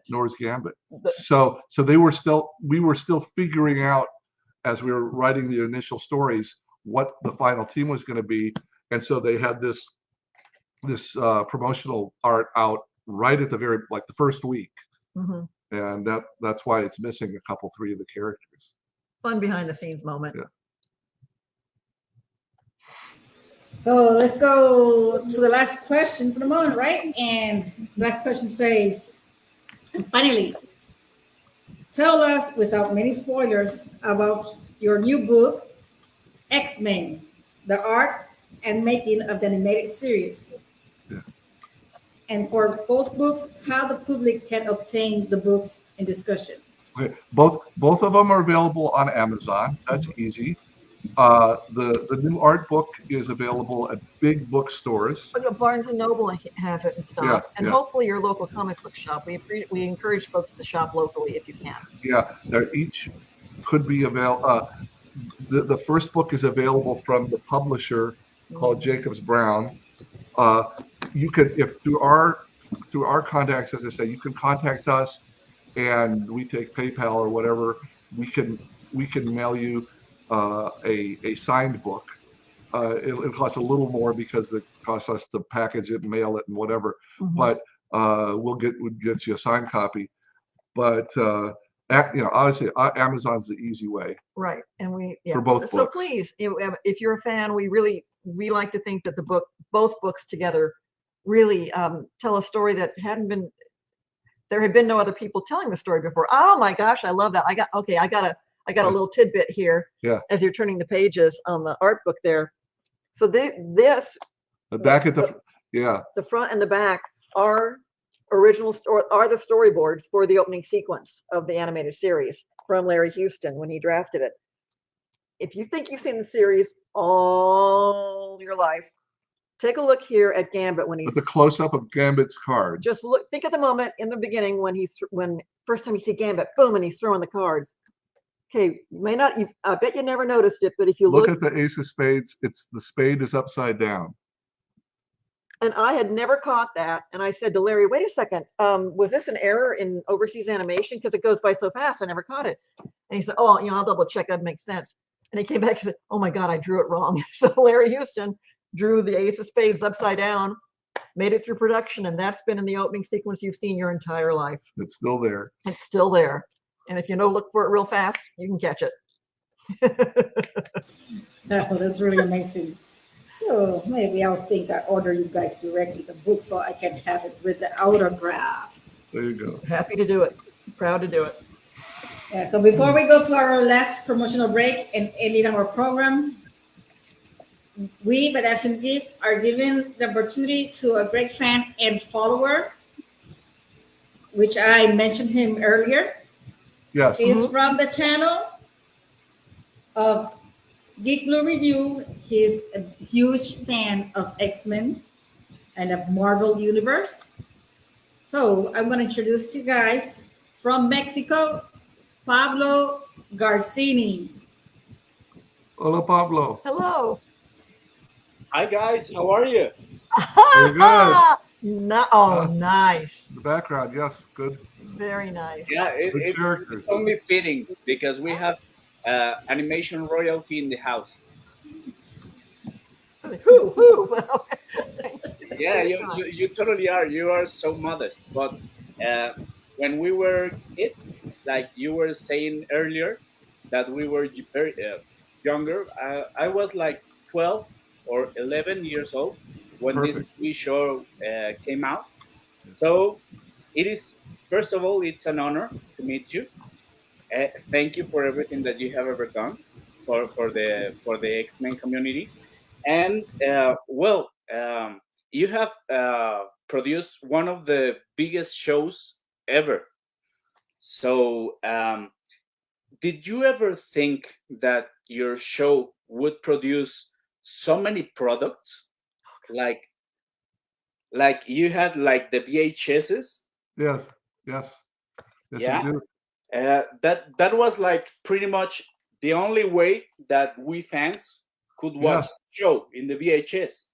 And depending on where you were in the world, Pizza Hut ran a promotion where you could get one of the 2 collector's tapes. Oh my God! Yes. To Pizza Hut, yeah. Yeah. And that really was the way a lot of folks, because VHS tapes were expensive during that time period. Yeah. And that was the way to get the show, was to get the VHS tapes. So yeah. We wish there were a Blu-ray. We wish, release. Maybe there will be. Fingers crossed. One someday. day. Yeah. But we're so pleased it's on Disney now so it can, people all over the world can watch on Disney Definitely. Plus. Mm-hmm. Actually, that was going to be one of my next questions. Do you think we are gonna see ever an HD version of the show, a digital version of the show? Because we can see it now in Disney Plus, but some of us guys will still like to get our things in physical media. Sure. Same here. Yeah. Same here. We asked because we have close friends of ours. A guy named Alan Burnett was the head guy on Batman. On the original Batman animated series. And about 2 years ago, they had a wonderful Blu-ray set come out. It was not cheap, but it was the whole group of all the original Batman episodes remastered. Oh my God! It's a little hard. I'm not sure what they'll do because the original art is on. It's 480. I don't know if what, but they sold millions of those. Mm-hmm. Yeah, So sure. you'd think Disney would say, aha, look, it worked for Batman, it'll work even more for X-Men. We have obviously no connection to their business and marketing people, but occasionally if we bump and people ask, we say, please, because between the two books and all of our friends, artists and everyone that are still alive in the cast, we could give them hours and hours of extras, and we're happy to do it for nothing. No, for thousands of dollars. We're No. happy to do it for thousands of dollars. Yeah, but happy to do it for a couple nice sets of Blu-ray. All right, there you go. That's what we'll do it for. That's what we'll do it for. Yeah. And Sets of Blu-ray. well, I was talking about the collectibles that came out of the series. I had the Panini album that came out. Good. Oh, good Lord, the stickers in the book. Yes. Yeah. Oh, nice. Yeah, we had some Valentines. Beautiful. Oh, yeah. The X-Men Valentines that we could send on Valentine's Day. Yeah, and we also had like the mugs. Yeah. Oh, that. And we had this amazing collection from X-Men. The cards. Yeah, the trade. Unopened. Yeah, this is a sealed box, and this is like a special edition tin for this series. Oh. Yo, Pablo. And That is when is your crazy. address and when are you away from home so that we can sneak in and get that's gorgeous. That's nice. Gorgeous. No. That was one of the next questions I wanted to ask you. Yeah. Did you ever get something from the show? No. Like animation sales or original scripts or something like that? Oh yes. Yeah, we have almost all the scripts on and Print out. and storyboards and old notes. I just kept we kept all the files above the garage. Yeah. So that's how we got. Getting very dusty. I mean, it's one reason it was easier to write the books because I had all the old scripts and storyboards, not artwork. The artists kept the original artwork. But we do at the storyboards. But a lot of that's the sad thing. There was no centralized storage for the original art cells from back in the day because and Marvel was being picked apart. So we think financially. if there were a couple million cells painted during the run of the show, there may be a couple thousand left out there. All the rest are just gone. Yeah. It's thrown away. In this series, there was actually these trading cards that came out from the Night of the Sentinels. Oh man, and this Gambit card, I took like 17 years to get because it was so hard. Good for you though for sticking to it.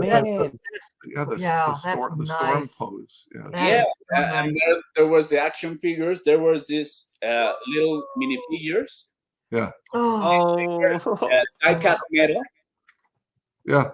I'm getting a couple things. Yeah, she's gonna grab a couple. See, we're not at we have an X-Men background that we usually work under, but the computer over there fritzed out, so we're it's like we told people when we're dealing with doing a show, if a show's successful, the merchandise will follow. You don't have to. But you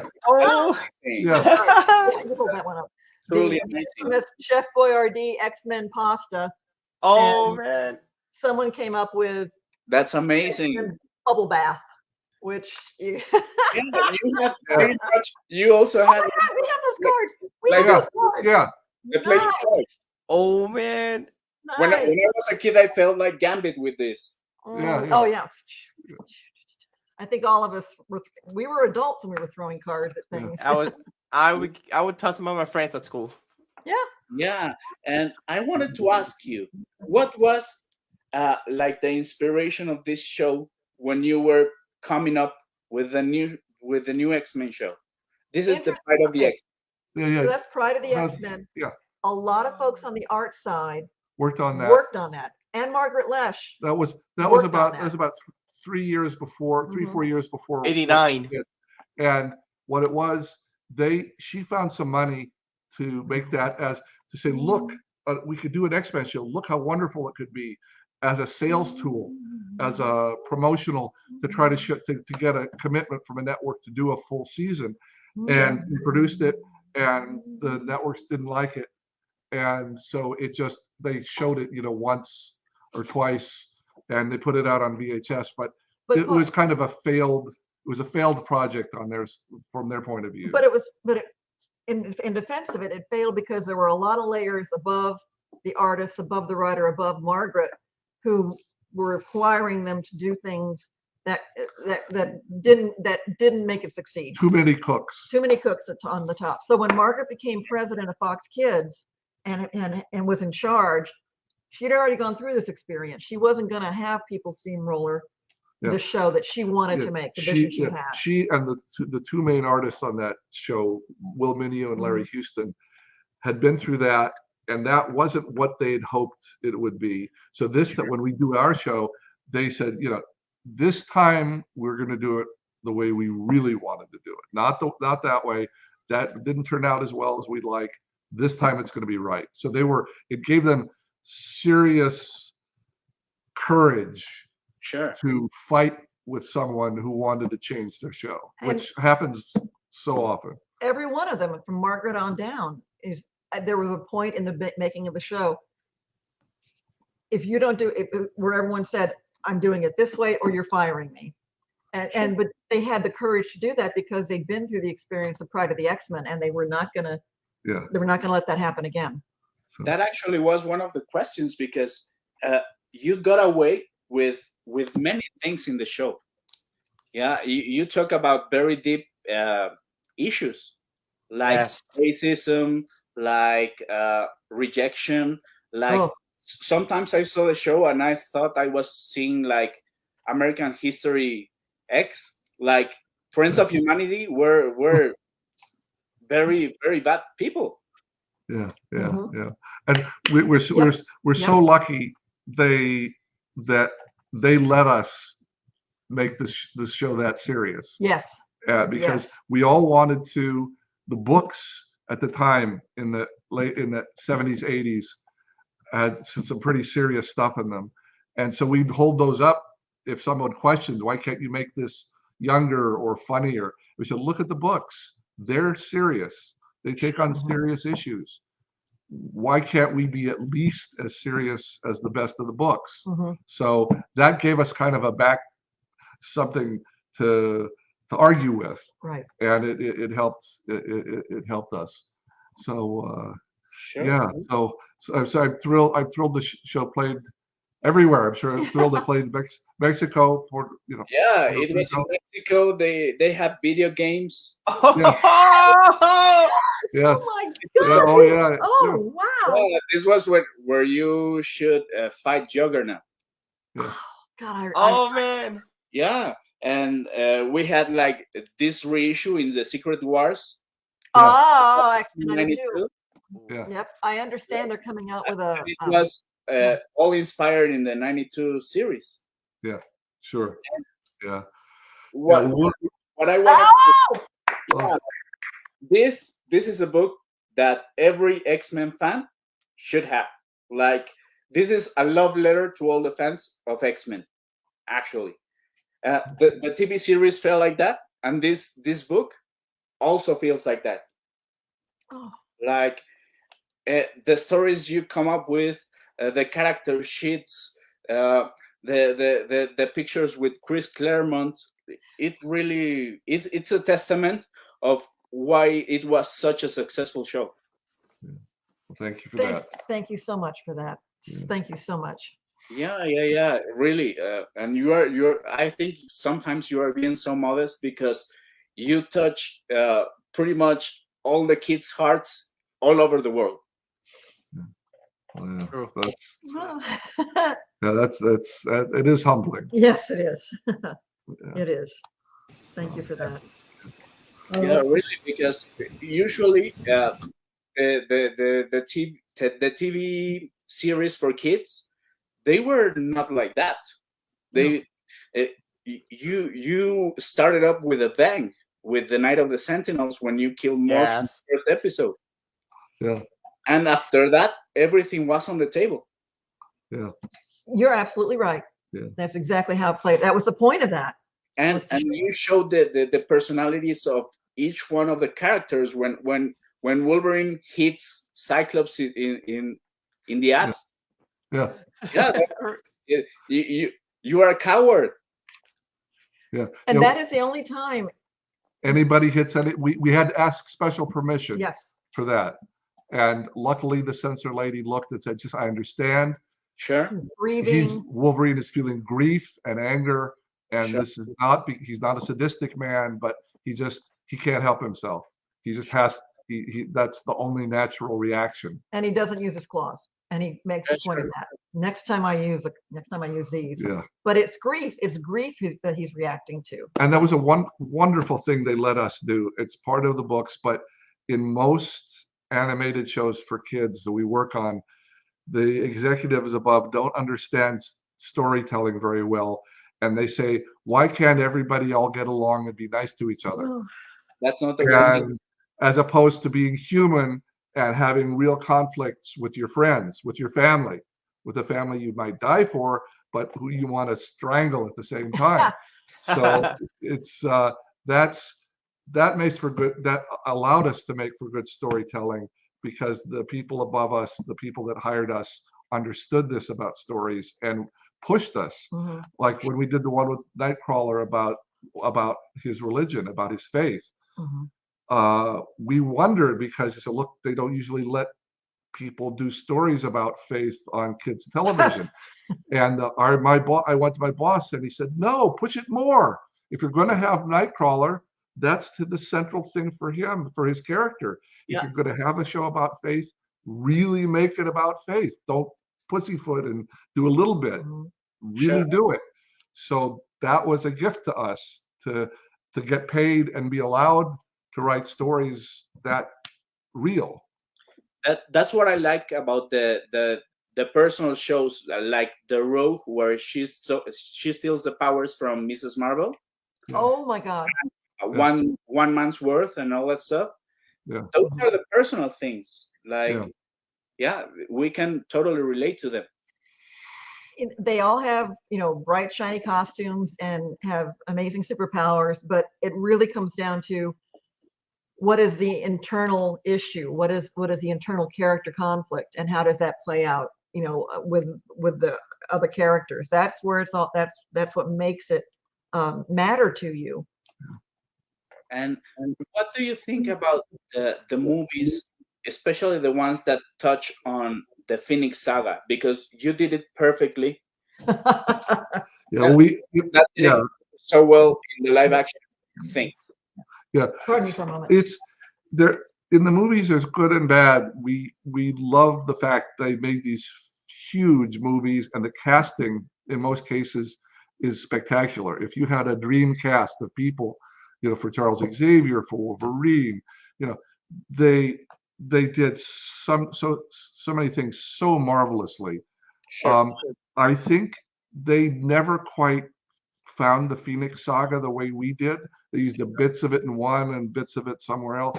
It just, I think that they never quite got a handle on other things they did beautifully. But we've had many fans tell us, thank you for getting it right in the cartoon. We get it.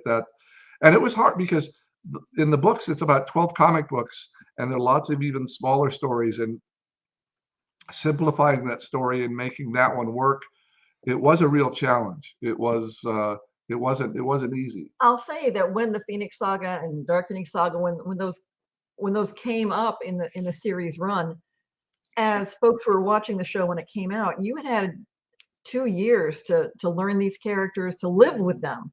You could watch them on VHS tape, but they came out once a week, for however. And so you had a relationship with them. Yeah. So we had an advantage, kind of a little over the movie, in that the Phoenix Saga is like episodes 31 through 35, and you have the audience having watched 30 half hours of these people and really getting to know and love them, and then have them go through this. Versus in the movies, it's kind of like, okay, here's 2 hours, kind of off by itself. But I just think I say there's some things that they were able to do better than we had the budget for, or that they were able to do some more adult moments than we did. But there's certain things that just the magic came together with our artists or with our cast. I mean, there's some of those moments in those shows you're talking about where the cast chemistry is just wonderful. Sure. and they create moments that we just sat back and said, "Oh, this is so." We hoped this would be good. They've made it better than we even imagined when we wrote it. So we were very lucky with that. Yeah. Oh no, I'm good. You're good. Okay. Yeah, the thing is that you became the standard. So everything that came after that, like they needed and sometimes it fell short. Yeah. All right. Thank you, Pablo. Now we're going to do a little commercial break. But first, I want to remind our fans that after this break, we're going to give them the chance to ask questions to Eric and Julia. Oh my God, Pablo, please. Pablo, please. But remember to the fans, not to make questions about the X-Men 97 due to disclosure agreement. Maybe another time when they got permission from Marvel Studios to talk about him, maybe we could do another interview to talk about it. Of course, when they get the authorization from their big bosses, from Disney and Marvel. Sure. Okay. So, Vengadores y Vengadoras, stay tuned, because after this commercial, Badassium Geek will continue with this amazing interview.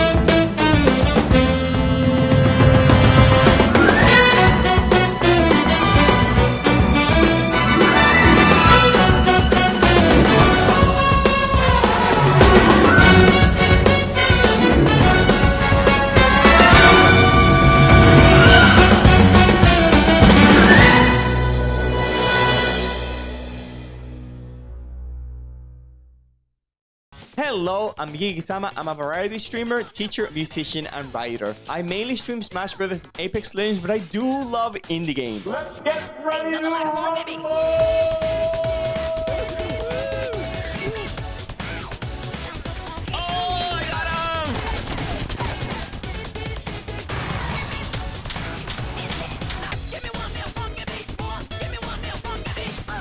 My goal is to provide an entertaining, interactive, and engaging show. I've been told that my streams are very funny and kind of insane.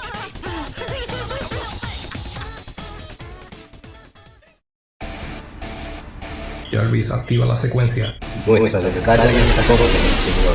Estamos en línea y listos. Vengadores, vengadoras, te invitamos a que nos visites en todas nuestras redes sociales. Descubre todo lo sensacional de la cultura pop en Badassium Geek. No te arrepentirás, porque esto está peposo. Suscríbete, dale me gusta y comparte, porque nosotros trabajamos para ti. Este que les habla, RAFYSTARK PR, les espera. Se les quiere mucho. 3000.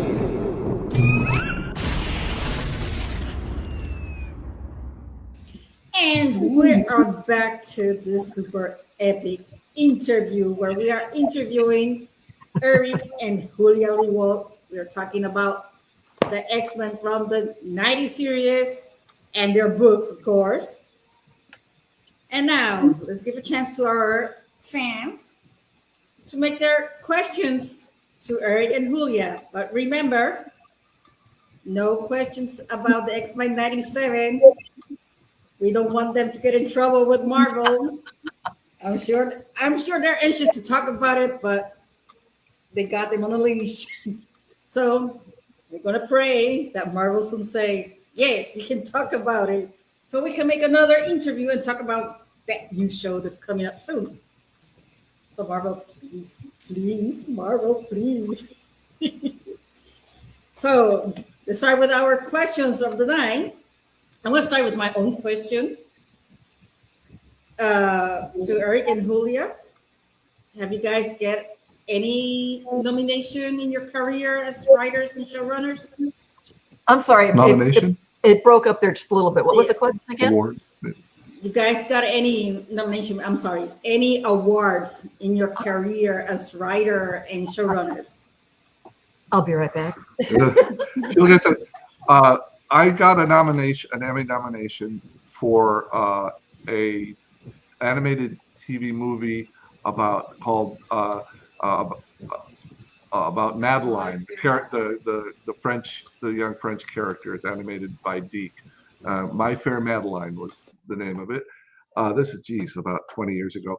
Julia actually won an award. I'm holding it wrong. There we go. This is not an Emmy, but an Environmental Media Award. There we go. From, like 1994. And she did a animated movie called Red Planet, a Robert Heinlein story. I wrote the 3-parter for that. That was its own miniseries, and was honored to receive this about environmental concerns. That was nice. And also on Goliath, the Gargoyles of Goliath Chronicles, nominated for a Media Access Award for an episode I did on that. So we. But yeah, just those couple. So if anyone wants to nominate us for anything, we're wide open. I do. Well, we will nominate you guys as an amazing human beings for making the best show that marked our childhood. Oh, woo! You guys are really awesome. You really marked our childhood, our youth time. We could identify ourselves with the characters, some of the characters of X-Men, as we could see some real life conflict in a sci-fi series, animated series. So here we got a question from Jeremy Stack, and he asks, what are the showrunners' favorite X-Men? we talked about that a little bit earlier, but kind of answering the question, but going at it sideways. A lot of people were wondering, why is Jubilee in the series and not Kitty Pryde from the original Pride of the X-Men books? And part of that was that Jubilee and Gambit were both newer characters to the Marvel comic books at that time. And with the new show rolling out, they were interested in using those characters. The quick answer for me, my favorite is Beast. He's romantic. He's incredibly smart. I felt smarter writing for him. There you go. There you go. Yeah, and it's funny when you're trying to imagine them and make the story stronger and get the dialogue right for everybody, you kind of have to. It's like having a large family. It's hard to have a favorite. You have to get into each of their minds or each of their hearts and understand all of them. So I like different parts of different ones. I mean, Jubilee being kind of cheeky and a little oblivious sometimes. Love to have fun, and obviously Wolverine is such a compelling character just worldwide forever in the books and the show. What caused that? I mean, the guy, our friend Len Wein, who created him, didn't know. What was it about that? There had been hundreds of X-Men characters, and there'd been dozens of major X-Men characters. What was it that made him that much more compelling to the world audience reading the stories or watching the stories on TV or watching the stories in the movies? Why was he so central? And Len had no idea. It's just, he was asked to come up with half a dozen different new X-Men back in the mid-70s. International X-Men. The first X-Men in the 60s had been American kids, young, teens, and they're all American. So he got, Colossus was Russian, and Nightcrawler was German, Storm was from Africa. And so the first one he wrote for this new set of X-Men was Wolverine from Canada. And so they wanted people just not from America, they wanted from everywhere, like a United Nations of characters. And I think that helped make the series more open and accessible, but it helped us make very distinct characters. If you look at the early 60s X-Men, a lot of the dialogue among the characters is very similar. Beast's lines are not much different than Iceman's lines, and are much different than Cyclops' lines. They're not as distinct characters as our older characters that came from different countries with different backgrounds. And I think that was a gift to us, that we were given a more diverse set of characters. It made it easier for us to write, because if a situation came up, we know, oh, only Beast fits in that moment, or only Rogue fits in that moment, where none of the rest of them do. If the characters are too similar, it's hard for a writer to, who do you give the line to? Who do you give the moment to in the scene if they're all the same? So making them as different as we could was very important. Okay, so we have another question here. This is from Jason Silsucks, and he says, how did it feel going from not knowing if the show was even to get going to get any popularity to suddenly being incredibly successful? Well, we were at the first level, we were just so gratified that we knew we had another year's work. One more year of work. Because we had then 2 babies, 1.5 and just newborn. And if the show had failed, we might have been out of work. Yeah. So that was at the basic level. At the next level, we didn't, we saw it was successful, and that made us feel great because we fought hard for it. But we didn't appreciate how big a thing it was becoming worldwide. We were in our home office like this, just typing the next story and the next story and the next story. And we'd hear, and we'd see numbers saying, oh, it's the #1 show on kids television. Well, that's wonderful. And that gave us confidence and made us feel proud. But until we ended up going to comic book conventions, say 6-7 years ago, and saw this whole sea of people, dressed as our characters, we didn't have a real sense of how much this had become part of the culture. We knew the movies were successful. We knew the comic, we knew it continued to do okay. But until you see this whole culture affected by something that you'd written 25, 30 years ago, it wasn't real until we saw it, until we started going to the cons and meeting the fans. Yeah.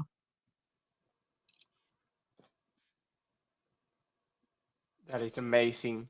And then, PikaEnid, do you want to read the next question? Yeah, I'm going to read the next question. Of all the stories told in the X-Men animated, which one was your favorite? This one is from Alice Vanessa. Well, I'm gonna. We talked about this a little earlier, but I'm gonna shift. My personal favorite for me was the opportunity to write Days of Future Past Part 1 in the first season, because that was my way into the X-Men series as someone who worked on the show. And there was a certain youthful naivete in that this is the crown jewels, one of the crown jewel stories in X-Men comic books, but you're going to have to change it. Oh, okay. No, I should have been horrified and terrified. But also credit to Bob Skier and Marty Eisenberg, who wrote part 2 of that one, that everything was a risk, but writing a 2-parter of this particular story with this kind of magnitude, but you can't, Kitty Pryde's not even on the scene anymore, and a character that we haven't used before, Bishop, is going to be the one who goes, there were a lot of balls being juggled in the air for that one, but it really seemed to stick its own landing, and I'm very proud of that. Yeah, and as I mentioned before, One Man's Worth was a real satisfying one for me. Time travel is very difficult, very difficult to write, but it worked out just the way I hoped. And then I see another question over here from, oh, this is Olga. Okay, you want to read your own question?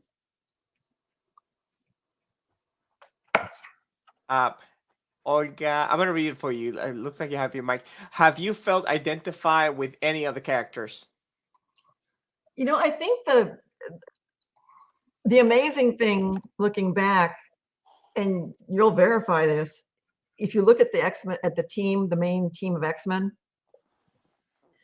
it was half women, half men.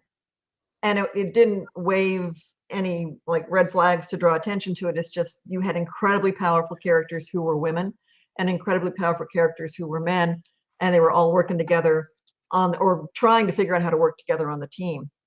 And 30 years ago, that was not a casual thing to do, to have that many, I hate saying this, to have that many female characters in those positions of power on a show that was the one that became X-Men. And I think, honestly, there's a little something in each of the main characters that I think because in writing for them, you got to find something to connect to if you're writing for the characters. I love me my beast, but each of the characters, there's something there that I felt connected to in some way that was very gratifying. Yeah, so next. And then I see one last question for the night, and I want to say thank you so much for being patient. I know this has been very long, and you guys are I'm sure are very tired. I'm sorry. And here's the last question. It says, in the design style of the character, did you get inspired by the art of Jim Lee? Yes. And there's a story there. Oh yeah, there's a wonderful story there.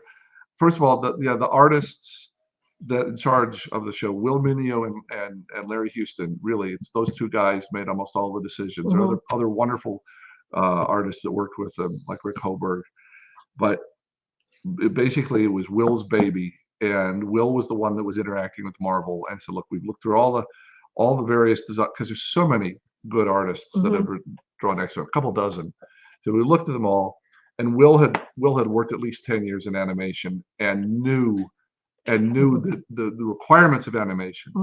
It's easy to draw really complicated comic book art, but if you move it, if all you do, if you turn something with all the detail in it, you just spent the entire budget drawing all those little lines. Yeah. You needed something that was fairly clean and simple and simplifiable so that it could work in animation and still look human and still look special. And also, okay, Jim Lee's it does that. It was currently popular. So he told Marvel, he said, look, this is the best for us. He had other favorite artists of his own. He said, no, Jim's suit us best. They all agreed. Will and the artist spent 2 months designing the whole world, all the characters, doing the first 3 or 4 storyboards. We were all going, and thought, oh my God, we're still behind schedule, but this is going to be a good show. Maybe we can catch up. Maybe we can stay on schedule. And then he gets a phone call saying, oh, you're going to have to throw all that out and start from scratch. We are not going to use Jim Lee. Oh no. Kurt, what? Huh? And they said, no, you don't understand. It's a done deal. Will, come up with something else. You have to start from scratch. Come up with something else. Redesign the entire show. Why? And he said, oh my God, what is this? I can't stand this. And he said, because he knew in his bones that that was the right way it had to go. He was so frustrated. He didn't call. Luckily, we were just writing. We didn't have to deal with any of this crisis. He took it upon himself over the next couple of days to design a really terrible looking group of people that looked like the worst Hanna-Barbera version, Scooby-Doo version of X-Men that you could ever see. And he sent those in with no comment, to Marvel, say, okay, here's a different look for you. And they all were, oh my God, this is Stan Lee was going, because he didn't warn Stan, he didn't warn anybody, he didn't warn the other artists. And they were calling him and leaving him phone messages. Well, what have you done? We can't do this show. They got the point. They had decided not to use Jim Lee because Jim had just left Marvel. He and the other artists had just left to form their own company. And so the people at Marvel got together and said, well, we're not going to let this, we're not going to show this guy's work if he's left our company. Forget him. We want something. So they had made a corporate decision that was going to hurt our show. And Will risked getting fired by handing them this awful set of designs, which I don't think he kept. I wish he had. They're lost. They're lost forever. But he honestly did. He did that without warning people, and they got it. Okay, we get it. We're being short-sighted here at Marvel. We will let these people in television continue to use the Jim Lee as the basis for the design, but it was a close call, and he could have been fired over that. So yes, Jim Lee, but almost not Jim Lee. Yeah. Oh. Yeah. Man, that's very nice. Good. Okay. Well, I hope that was a big enough question to go on. Yeah, that's really amazing. This young man, Pablo, he really has an awesome collection.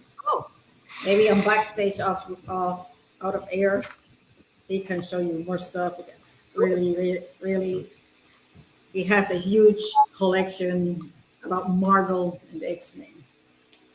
So first of all, I want to thank all of our fans for their question and for respecting the disclosure. And well, I have to say this, Geeky. You know what, Geeky? What is it, PikaEnid? That this show has ended. What a very sad sound when it's over. Okay. Well, it is. So if you like this show, remember to give us a like. And remember to share with your friends and family so they can enjoy of this great content. And if you haven't subscribed yet, so what are you waiting for? Subscribe right now. And remember to share this stuff with friends and family, guys. Thank you, everybody who has been here. The questions were amazing. The participation, people were excited, and I hope that everybody enjoyed this.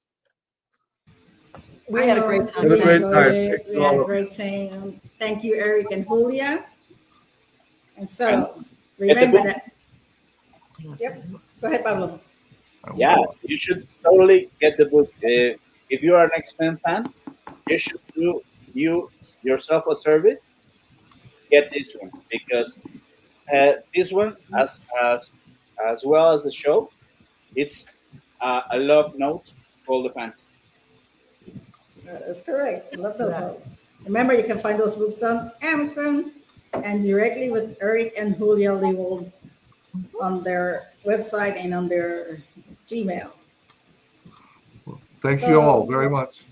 All right, everybody, thank you for watching, and we will see you soon in another episode of Badassium Geek.